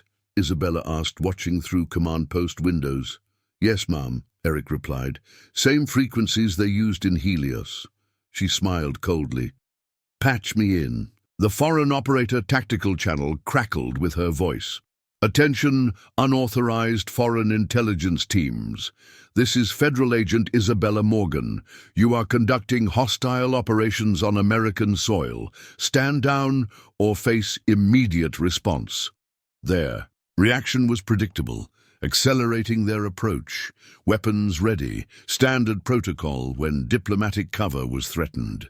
They're not stopping, Blackwood warned almost desperately. You don't understand what they're capable of. No, Isabella corrected calmly. They don't understand what we're capable of. She keyed her tactical comms. All units, execute containment protocol. The foreign team's formation suddenly collapsed as hidden federal operators emerged from pre-positioned sites. Not regular tactical units, but specialized teams Isabella had assembled over years. Operators who'd survived previous cleanup attempts, who understood exactly what they were fighting. Sir, one of the foreign team leaders called urgently through the tactical channel, we're boxed in. These aren't standard federal units. Because we're not standard federal units, Isabella replied through their comms. We're the ones you tried to eliminate, the ones who survived Helios, Juarez, all your other cleanup operations. Eric monitored the tactical feeds as Isabella's team systematically isolated and contained the foreign operators. Professional efficiency against professional efficiency. But Isabella's people had the advantage of preparation and righteous anger. Agent, Eric called out, foreign teams are receiving new orders. Their diplomatic vehicles are powering up some kind of electronic warfare suite. Expected that. Isabella nodded to a hidden signal team. They activated preposition jammers, cutting off the foreign team's advanced electronics. Another layer of preparation was revealed. Blackwood watched with growing horror as his backup plan collapsed. This is impossible. These protocols, this level of coordination, what's impossible? Isabella cut him off. Is thinking you could keep selling out American agents without consequences? That we wouldn't find each other, organize, prepare to fight back? Through the command post windows, they could see the foreign teams realizing their situation. Diplomatic immunity meant nothing here. Their advanced technology was neutralized. They were facing opponents who'd studied their tactics, who knew their protocols, who'd prepared specifically to counter them. Last chance, Isabella announced on their tactical channel. Surrender now, or discover why they call me the Shadow. Eric checked the feeds. Foreign teams are deploying specialized units, some kind of counterintelligence operators. Good. Isabella's smile was predatory. Show them what a real counterintelligence operation looks like. Her hidden teams moved with lethal precision, using everything they'd learned from surviving previous encounters. The foreign operators found themselves systematically isolated, their tactical advantages neutralized, their diplomatic cover meaningless. This is what happens, Isabella told Blackwood as they watched, when you betray your own people, when you sell them out to foreign powers. They don't just disappear, they learn, adapt, and come back stronger. Agent, Eric reported urgently, foreign teams are attempting to trigger some kind of failsafe. Remote detonation signals blocked, Isabella assured him. We studied their protocols after Helios. No more convenient explosions to cover their tracks. The foreign team's tactical channel erupted with urgent communications as they realized the trap they were in. These weren't regular federal agents they could intimidate with diplomatic credentials. These were survivors, operators who'd faced their cleanup teams before and lived to fight back. "Sir," one of the foreign commanders called desperately, "we need authorization for maximum force." "Your authorization is meaningless here," Isabella replied through their comms. "This isn't a diplomatic operation anymore. This is judgment." Around the warehouse perimeter, her teams continued their systematic containment. Each foreign operator faced the consequences of their previous actions. The agents they'd tried to eliminate now returned with righteous purpose. The Shadow's hunt was reaching its climax, and the hunters were about to become the hunted. 2 more diplomatic vehicles approaching from the east, Eric reported. Different configuration. Looks like command and control units. Isabella nodded. Their senior officers arrived to take control. Right on schedule. She turned to Blackwood. Want to tell me who's really in charge of your operation? Who has the authority to deploy foreign intelligence teams on American soil? Blackwood's earlier arrogance had vanished, replaced by growing fear. You don't understand. These people, they control everything. Intelligence services, military contracts, international security protocols. The syndicate, Eric said quietly, showing Isabella his tablet. Agent, I'm finding references in the convoy files, some kind of international oversight group operating above normal intelligence channels. Isabella studied the data. Not oversight, infiltration. Using corrupt officials like Blackwood to steal classified technology, compromise security networks, eliminate anyone who gets too close. They're not going to stop, Blackwood warned. The syndicate doesn't leave. Loose ends. They'll burn everything, kill everyone, like they tried in Helios, like Juarez. Isabella's voice carried deadly calm. That's the problem with operating in the shadows, Director. Sometimes you find real ghosts. The foreign tactical channel erupted with new activity as the command vehicles arrived. Eric monitored their communications. Multiple authorization. Codes being transmitted. They're trying to activate some kind of kill switch in the convoy materials. Won't work, Isabella said confidently. We've already isolated the biological containment units. No remote access, no self-destruct protocols. She smiled at Blackwood's surprise. We learned from Helios, no more convenient accidents to cover your tracks.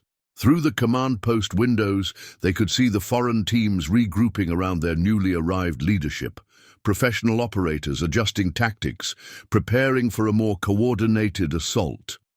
"Sir," Eric called urgently, "the command vehicles are broadcasting on restricted frequencies. Same pattern as the Juarez operation." Isabella's eyes hardened. "Show me." The tactical screen displayed communication patterns that confirmed her suspicions. "These aren't just foreign intelligence services," she explained. "This is who really shut down my investigation. The ones Blackwood really works for, the Syndicate. They're here personally." Eric understood. "Of course they are. We've got their stolen technology, their compromised agents, proof of their entire operation. They have to try to contain this." Blackwood struggled against his restraints. "You don't understand what you're dealing with. The Syndicate controls everything. Intelligence services, military operations, international security." "No." Isabella cut him off. "They control people like you, corrupt officials willing to sell out their own country, but they've never faced people like us. The ones who survived their cleanup operations. The ones who learned to hunt back." The foreign tactical channel crackled with a new voice, cultured, authoritative, used to absolute obedience. "Shadow, you've caused quite a problem. Perhaps we should discuss terms." "Director Veronica Shaw," Isabella replied calmly. "Still hiding behind diplomatic immunity? Or did you bring your network teams this time, like Helios?" A pause on the channel, then, "You seem well informed. I had 7 years to study your operation, to track your pattern, document your crimes, build a case that goes all the way to the top." Isabella's voice carried absolute certainty. "Would you like to know what else I found? What other evidence I've accumulated about the Syndicate?" Another pause. "You're bluffing. No one can penetrate our security." "Check your secure channels," Isabella suggested. "Notice anything missing? 7 years of classified communications, operational plans, financial transfers. Amazing what you can access when you know where to look." Eric monitored the foreign team's reaction. "They're receiving new data, Agent. Something's got them spooked." "That would be the files I just transmitted to every major intelligence agency in the world," Isabella explained. "Proof of the Syndicate's existence, their operations, their crimes. No more shadows to hide in. You've just started a war." Shaw's voice carried real fear now. "No," Isabella corrected. "I've just finished one. The war you've been waging against your own agents, your own security services." She smiled coldly. "Welcome to the Shadows hunting ground, Director. Time to face judgment." The command vehicle's heavily tinted windows finally opened, revealing the true face of the Syndicate. 3 figures emerged, not the military operators or intelligence agents Isabella's team had been, containing but elegant men and women in expensive suits. People used to wield power from comfortable offices, not tactical situations. Directors Shaw, Harris, and Chen. Isabella identified them through the command post window. The ones who really control international intelligence operations. The ones who ordered Juarez buried. Eric checked his tactical feeds. "Agent, we're getting responses from intelligence agencies worldwide. Your evidence dump is causing chaos in every major capital." "Of course it is," Isabella smiled coldly. 7 years of classified Syndicate operations suddenly exposed. Every corrupt official, every compromised agent, every illegal operation, all public now. Blackwood watched the Syndicate directors approach with growing dread. "They'll kill everyone, burn everything. They can't afford witnesses." "That's your mistake, Director," Isabella cut him off, still thinking like they do, still believing in their shadows. She keyed her tactical comms. "All units, prepare to receive Syndicate leadership." The 3 directors walked with careful precision through the contained foreign operators, their expensive shoes incongruous on the warehouse's concrete floor. Shaw, their apparent leader, maintained her diplomatic facade. Agent Morgan, she greeted smoothly. I must protest this unprecedented breach of diplomatic protocol. Save it, Isabella interrupted. Your diplomatic cover is blown. Right now, every intelligence agency in the world is reviewing proof of your existence. The syndicate isn't a whispered rumor anymore.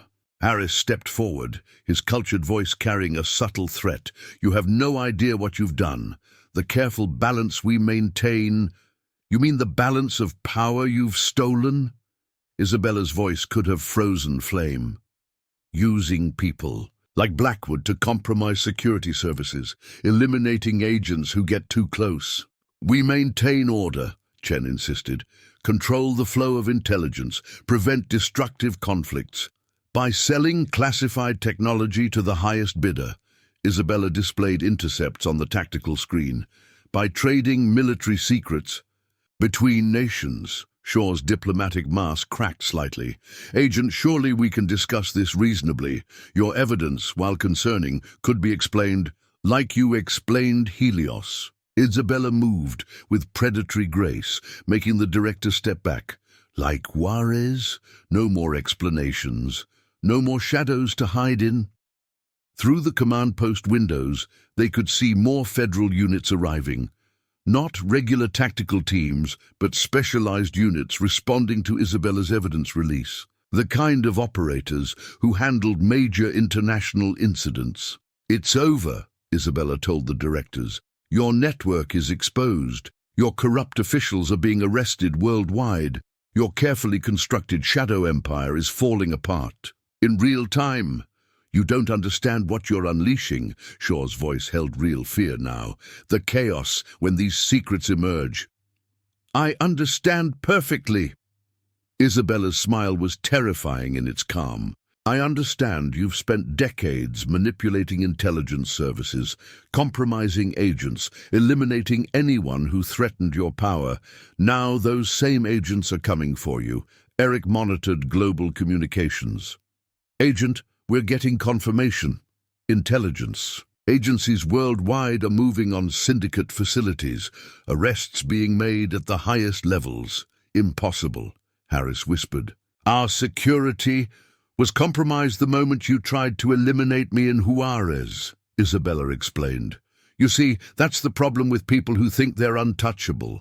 They never look for ghosts in their own shadows. The syndicate members' composure finally shattered as they realized the true scope of their situation. Isabella hadn't just exposed their operation, she'd systematically dismantled their entire power structure. Your choice is simple, she told them quietly. Surrender now. Provide evidence against your entire network, and maybe you survive what's coming. Or, she shrugged, find out why they call me the Shadow. Shaw made a desperate gesture. To her contained operators, maximum force, eliminate everyone. But the foreign teams didn't move. They'd seen Isabella's evidence and understood what the syndicate really was. Professional operators faced with proof they'd been working for criminals who manipulated intelligence services for profit. They won't help you, Isabella said softly. No one will.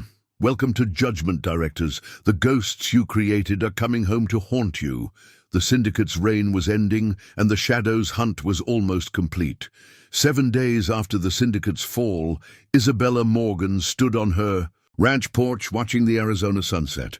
The Morgan Ranch had returned to its quiet routine, though changes were visible to those who knew where to look.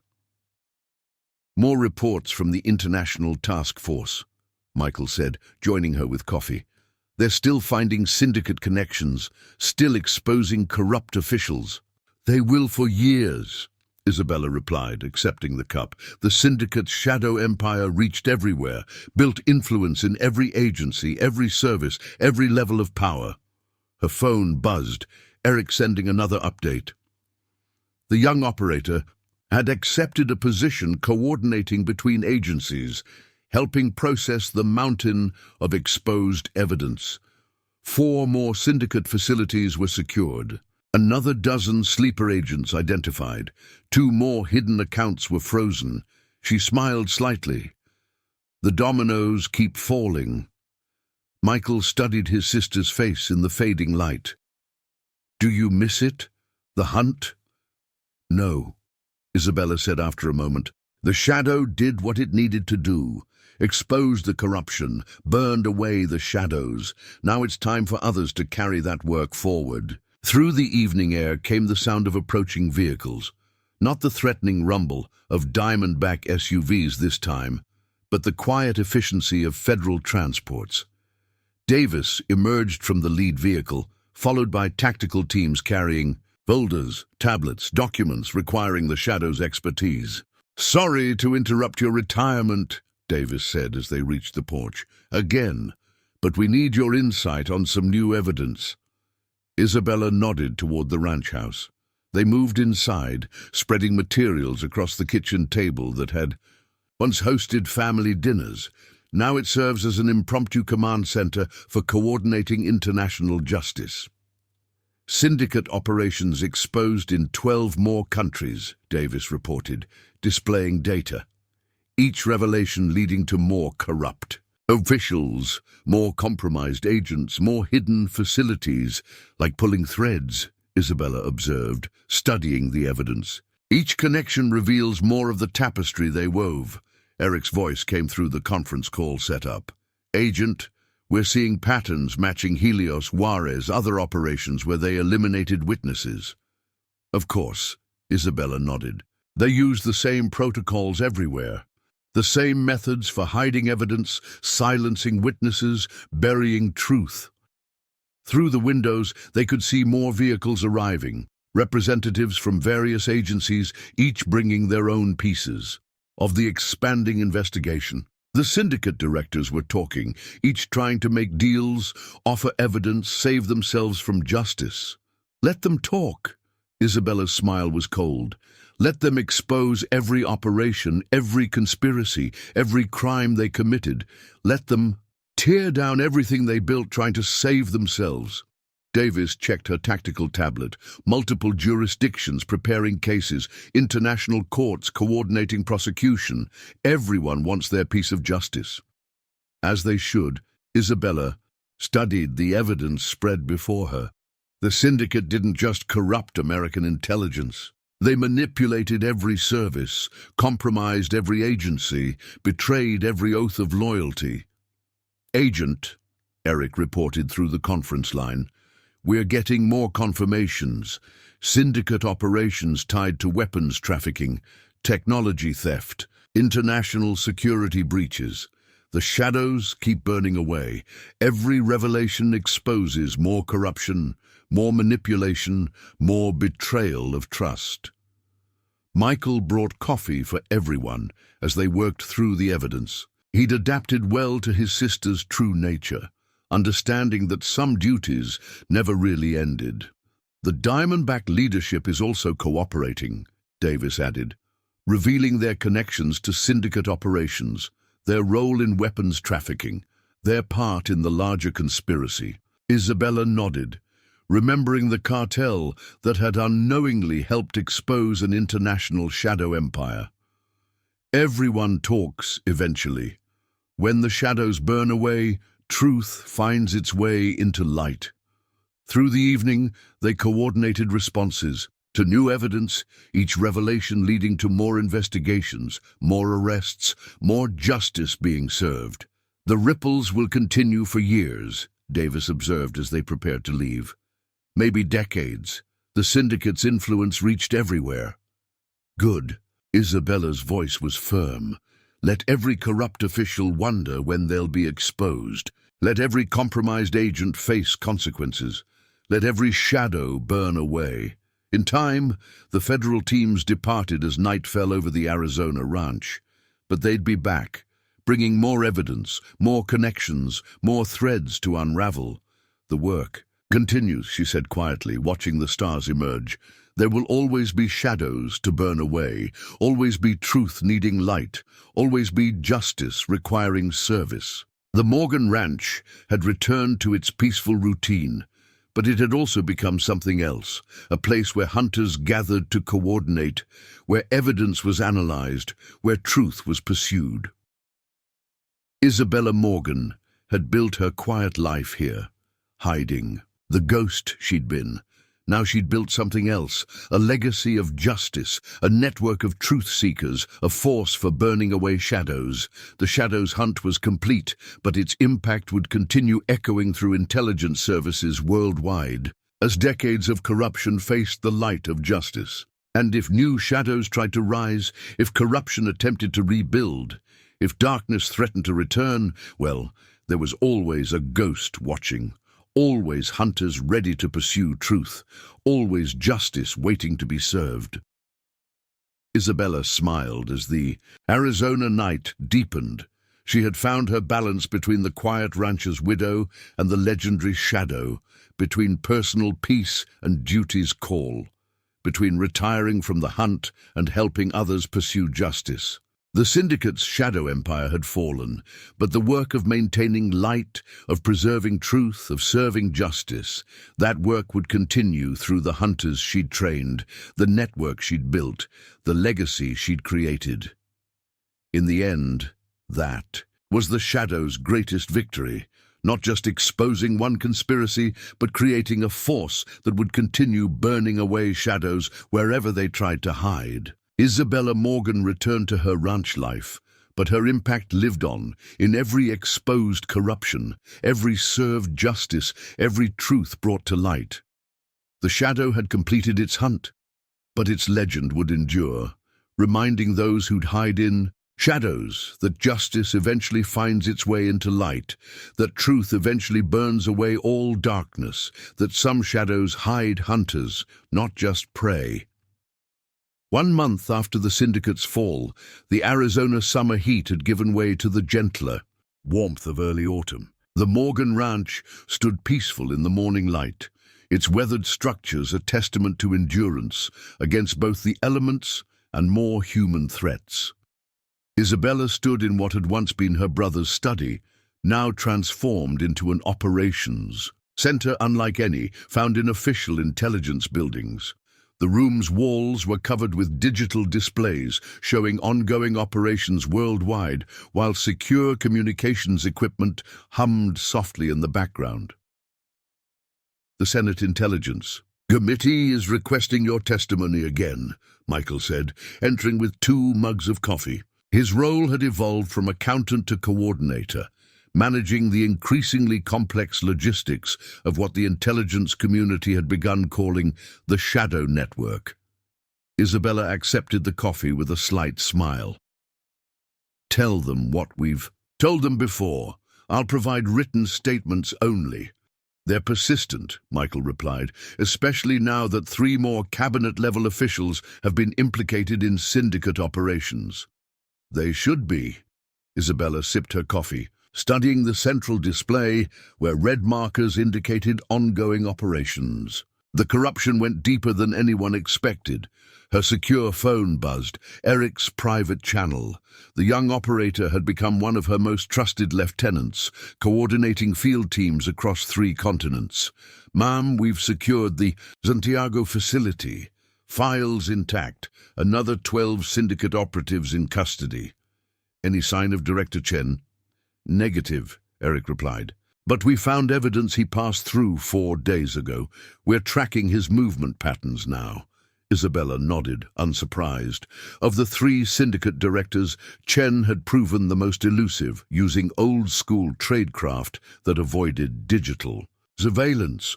Shaw and Harris were already in custody, facing international tribunals for crimes that spanned decades and crossed every major border. Keep me updated. And Eric, make sure your team rotates properly. No more 90-hour shifts. Yes, ma'am, he acknowledged before signing off. Isabella turned to another screen displaying financial flows, billions in syndicate assets being frozen and traced back to their sources. The economic impact alone had destabilized 3 minor governments and forced major financial institutions to acknowledge their complicity in laundering intelligence theft profits. Director Davis is 10 minutes out, Michael reported, checking his tablet, and he's bringing the Australian intelligence liaison. Good, Isabella replied. The Australians found some of the most damning evidence in the Melbourne server farm. They've earned a seat at the table. The Morgan Ranch had become something neither Isabella nor her adversaries could have predicted, the central hub of an unprecedented international effort to dismantle what had proven to be the largest intelligence corruption scheme in modern history. What began as her personal vendetta had evolved into something more significant, more lasting. A soft chime indicated an incoming call on the secure line. "Shadow secure," Isabella answered. "It's Ramirez," came the voice of her former team member. "From the Revolutionary Guard days. We found Ward." Isabella's expression hardened slightly. James Ward had been Deputy Director Wilson's right hand, the man who had personally ordered the termination of 3 agents when they got too close to the Juarez operation. "Alive?" "Very much so," Ramirez confirmed, "living comfortably in Bali. Under diplomatic cover, Indonesian intelligence is cooperating fully. We move at your command." "No direct engagement," Isabella replied after a moment's consideration. "Surveillance only. I want to see who he contacts now that his networks are falling apart." "Understood. Shadow protocol in effect." After ending the call, Isabella moved to the window. In the distance, she could see dust from approaching vehicles, Davis arriving with his Australian counterpart. "You know," Michael said quietly, "this was never what I expected when I filed that lawsuit against the Diamondbacks." Isabella smiled slightly. "The butterfly effect. One small action revealing a storm." Her mind drifted back to that day on the old porch when Reynolds had threatened them, thinking he was dealing with a simple widow and her accountant brother. The Diamondback leader was now providing evidence against his former syndicate handlers in exchange for consideration during sentencing. From predator to informant in less than a month. "Isabella," Michael interrupted her thoughts, "the presidential briefing is confirmed for next week. They're sending secure transport." She turned from the window. "Tell them I'll provide the briefing. Remotely. I'm not leaving the ranch. They won't like that. They don't have to." Her voice carried that quiet authority that had become legendary among intelligence circles. "The information flows from here now, not from Washington." That was perhaps the most profound change since the syndicate's exposure, the decentralization of intelligence authority. The shadow network operated outside traditional command structures, beyond the reach of the corruption that had infiltrated formal agencies. It wasn't officially sanctioned, yet every major government now relied on its information, its operational capacity, its uncompromised perspective. The vehicles drew closer, and Isabella moved toward the main house to greet her guests. As she crossed the yard, her phone buzzed again, a message from Captain Davis, confirmation on Operation Daybreak. "All teams in position, awaiting your go-no-go." Operation Daybreak represented the next phase, moving from exposing past syndicate operations to dismantling their remaining infrastructure. 16 synchronized raids across 8 countries, targeting the technical backbone of what remained of their communication network. Isabella typed her response. "Execute Daybreak. Shadow protocols in effect." As she reached the porch, a thought that had been forming for weeks finally crystallized. The syndicate had operated by centralizing control, building an organization that could be corrupted from the top down. The shadow network was succeeding because it operated on the opposite principle: distributed authority, transparency among its members, allegiance to truth rather than institutions. The dust cloud resolved into 3 black SUVs, armored but unmarked. Captain Davis emerged from the lead vehicle, accompanied by a woman Isabella recognized as the Deputy Director of Australia's Foreign Intelligence Service. "Mrs. Morgan," Davis greeted her formally, maintaining her cover despite everyone present. "Knowing her true identity, thank you for hosting this meeting." "Captain," she nodded, "welcome back to the ranch." As they moved inside, Isabella noted the respect in the Australian director's eyes. Not the fearful deference the syndicate had commanded, but something harder. Earned, the respect given to someone who had sacrificed everything to protect a principle rather than power. "Operation Daybreak is commencing," Isabella informed them as they settled in the converted dining room that now served as a conference area. 16 simultaneous strikes against remaining syndicate communication hubs. Davis nodded. "My teams report ready status. The Australians have provided crucial intelligence on the Singapore node, which we were only able to identify thanks to your work in Carson City," the Australian director added. Her accent gave her words a melodic quality that contrasted with their serious content. "The financial trail you uncovered led us directly to their Pacific operations." The meeting proceeded with the focused efficiency that had become the hallmark of shadow network operations. No politics, no jurisdictional disputes, no hidden agendas, just the clear exchange of information and coordination of resources against a common threat. Midway through their strategic discussion, Eric's voice came through the secure speakers. "Shadow Command, we have situation reports from Daybreak locations. 14 successful breaches, 2 sites found abandoned but with intelligence value intact. No casualties on our side. 17 syndicate operatives in custody, including—" His voice took on a note of satisfaction. "Director Chen's Chief of Security." A ripple of appreciation went through the room. Chen's security chief had been instrumental in organizing the cleanup operations that had eliminated witnesses in at least 3 countries. "Location of materials?" Isabella asked. "Exactly where your analysis predicted," Eric confirmed.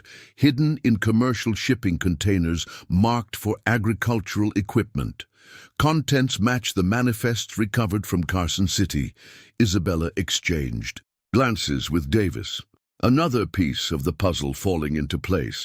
The biological weapons components they'd intercepted had been just one shipment of many. The syndicate had been building something far more dangerous than mere influence peddling. "Secure the materials, according to Biohazard Protocol Delta," she ordered, "and have Dr. Foster's team standing by for analysis." As the meeting continued, updates flowed in from operations worldwide. The Shadow Network's reach had expanded beyond even Isabella's careful planning. Analysts who'd recognized the truth in her evidence dumps, field operatives who'd survived syndicate purges, technical specialists who'd detected the intrusions into their systems. All had found their way to her, offering their skills, their knowledge, their determination to set right what had gone so wrong. When the formal briefing concluded, Isabella walked her guests back to their vehicles. The autumn sun cast long shadows. Across the ranch, a fitting metaphor for the work that continued in the light after so many years in darkness. "They've found something in the Hamburg facility," Davis told her quietly as they reached the SUVs. "Something that doesn't match any known weapon profile." Isabella met his gaze steadily. "Send the data to Dr. Foster. Full containment protocols." "Already done." He hesitated. "Isabella, this is bigger than we thought. The biological components, the quantum servers, the radiation signatures, they're pieces of something larger, something even the syndicate directors may not have fully understood." "I know," she replied simply. "Why do you think I stayed at the ranch all these years? I wasn't just waiting. I was watching, learning. The patterns never quite made sense. Until now."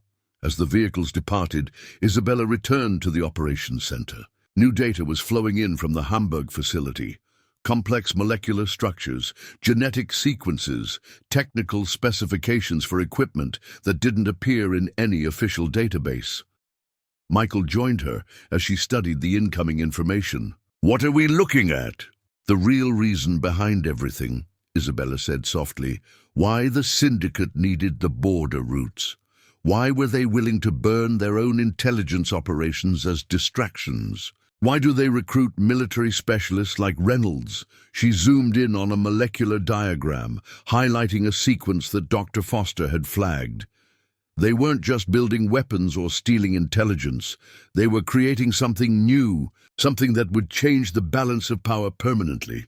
Michael studied the diagram, his accountant's mind recognizing patterns even in unfamiliar scientific notation. Is this what I think it is? A targeting system, Isabella confirmed. Biological agents designed to affect specific genetic profiles. Paired with the quantum databases of intelligence personnel worldwide, they could eliminate entire categories of people without ever firing a shot, Michael finished, his voice hushed with the implications. Intelligence officers, military, personnel, political leadership, anyone whose genetic data had been collected. And guess what intelligence agencies have been quietly gathering for the past decade under the guise of security screening? The realization settled between them, the true scale of what they'd interrupted. Not just corruption or information, theft, but preparation for something that would have rewritten the rules of power on a global scale. How far did they get? Michael asked. That's what we need to find out. Isabella activated the command channel. Eric, new priority. All Hamburg materials are to be transferred to Secure Facility Alpha. I want Dr. Foster's full team on this, around the clock, and implement Shadow Protocol 9. Protocol 9? That's a complete communications blackout, Eric replied, surprise evident in his voice. Confirmed. What we're dealing with can't risk interception, not by anyone. As night fell over the Morgan Ranch, Isabella stood on the porch, watching the stars emerge. The peaceful scene belied the storm of activity happening inside and across her far-flung network. The syndicate had fallen, but their ultimate project was only now coming into focus. Her secure phone buzzed one final time for the evening, a text from Captain Davis, presidential authorization granted for Operation Sunlight. Full resources at your disposal. They finally understand what we're facing. Isabella smiled slightly. Operation Sunlight, the protocol she'd designed years ago for this exact contingency. A comprehensive approach to not just containing the syndicates, a final project, but ensuring no one could ever replicate it. She texted back, "Proceed with Sunlight. Shadow Command confirms." Inside the house, she could hear the operations center humming with renewed activity, specialized teams being deployed, secure facilities activated, scientific personnel recalled from other assignments. The machinery of truth and justice shifting into its highest gear. 7 years of patience, 7 years of planning, 7 years of watching shadows and building her response. Now it would all culminate in one final operation, not just to finish. Dismantling the syndicate, but to protect the world from what they'd nearly accomplished. Isabella Morgan, once known as La Sombra, had come full circle. From elite operative to widow in hiding, to the architect of a new kind of intelligence network, one built on transparency and shared purpose rather than shadows and control. As she returned inside, Michael was coordinating deployments on 3 continents. Teams are moving into position. Australian intelligence has provided access to their Pacific facilities. European coordination is confirmed through Davis's channels. And our special asset, Isabella asked, in place at the Geneva location, ready on your command. The special asset was perhaps her most carefully guarded secret. A former syndicate scientist who had recognized the ethical implications of their work and reached out to Isabella directly. He had provided the final keys to understanding the biological program and, more importantly, how to neutralize it permanently. It ends tonight, Isabella said quietly. Everything they built, everything they planned. We burn it all away, leaving nothing but light. And after that? Michael asked, the question hanging between them. Isabella considered her brother's words. After 7 years of single-minded purpose, What would come next? Would the shadow finally rest? Or was this just another beginning? One step at a time, she replied finally. First, we finish what we started. Then, she smiled slightly, maybe I'll actually get to enjoy being a rancher for a while. But they both knew the truth. The Shadow Network had evolved beyond a personal mission of vengeance or justice. It had become something necessary in a world where traditional safeguards had failed. A counterbalance to powers that operated beyond. Accountability. Through the Operations Center windows, Isabella could see her teams working with focused intensity. Former adversaries, now allies, traditional enemies sharing information, specialists from a dozen countries united by a common purpose. This was her true legacy, not just exposing one conspiracy, but creating a new framework for protecting truth. You know, Michael said, when you first came back to the ranch, I thought you were running from something, hiding from your past. Isabella smiled. I was never running, brother. I was building, preparing. The ranch wasn't a hiding place. It was always the foundation for what would come next. The screens around them displayed Operation Sunlight's progress. Teams securing syndicate bioweapons facilities, neutralizing research, extracting the scientists who could be saved, and apprehending those who couldn't. A global cleansing of a darkness that had nearly consumed them all. By dawn, the critical phase would be complete. The most dangerous elements of the Syndicate's final project would be contained, their research secured in facilities designed by Isabella herself, facilities that answered to no single government or interest. It's time, Isabella said, checking the operation timeline. Initiate the final sequence. Around the world, Shadow Network teams executed their carefully choreographed tasks. Servers were disconnected, compounds neutralized, research data transferred to secure storage. Not destroyed, Isabella knew better than most that knowledge couldn't simply be erased, but contained, studied, understood under the watchful eyes of those who valued life over power. As the first light of dawn touched the eastern horizon, Eric's voice came through with the confirmation she'd been waiting for. Operation Sunlight complete. All objectives achieved, the Syndicate's biological program is secured. A weight that had rested on Isabella's shoulders for 7 years finally began to lift. Not completely, she knew better than to think any victory was permanent, but enough to allow her to breathe more freely than she had since Juarez. Thank you, Eric. Maintain monitoring protocols. I want daily reports on containment status. She ended the call and stepped outside to watch the sunrise. Michael joined her, offering fresh coffee. So, he said after a moment, what now? Isabella sipped her coffee, considering the question. Now we build something better, more transparent, more accountable. The Shadow Network won't just be about fighting corruption. It'll be about preventing it from taking root again. A tall order, Michael observed. Yes, she agreed, but necessary. What we've learned from the Syndicate is that darkness thrives when good people look away. When they convince themselves that shadows are necessary, that some secrets are too important for oversight.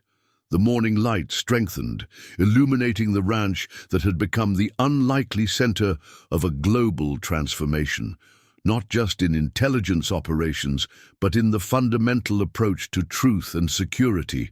You know, they'll resist, Michael said, the old power structures, the ones who benefited from the way things were. Isabella smiled, the expression reaching her eyes in a way it rarely had during her years of hunting. Let them try. They've never faced the shadow on an open field before. In the distance, the sound of approaching vehicles signaled the arrival of the day's first coordination team. The work would continue, identifying remaining Syndicate cells, securing dangerous technologies, establishing new protocols for international cooperation. But something had fundamentally changed. The fear that had driven Isabella for 7 years, that the Syndicate would complete their ultimate project before she could stop them, had been replaced by something more powerful. Not hope exactly, but certainty. The certainty that comes from facing darkness and finding it less formidable than expected when confronted with enough light. "You should get some rest," Michael suggested. "You've been awake for nearly 40 hours. Isabella nodded, suddenly feeling the weight of years rather than days. "Wake me if anything changes." And Michael, "Yes, thank you for believing in me, for helping build all this." She gestured to the ranch that had become so much more than a home. "I couldn't have done it alone." "Family," he replied simply. That's what they never understood. They built their power on fear and secrets. We built ours on trust and shared purpose. As Isabella retired to her room, she passed the wall where old family photos hung alongside her late husband's sheriff's badge. She paused at a picture of Thomas, his honest face smiling back at her from a happier time. "We did it," she whispered. "We brought them into the light." She could almost imagine his reply. "I never doubted you would, Bella. Not for a minute." Isabella. Morgan, once known as Captain Isabel La Sombra Rodriguez, finally allowed herself to rest. Not the vigilant half-sleep of a predator, but the deeper peace of someone who had completed a mission long in the making. Outside, the Shadow Network continued its work, guided by the principles she had established.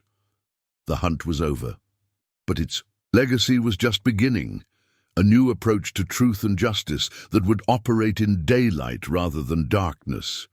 In the end, that was perhaps her greatest victory, not just defeating one shadow organization, but changing the very nature of how such battles would be fought in the future.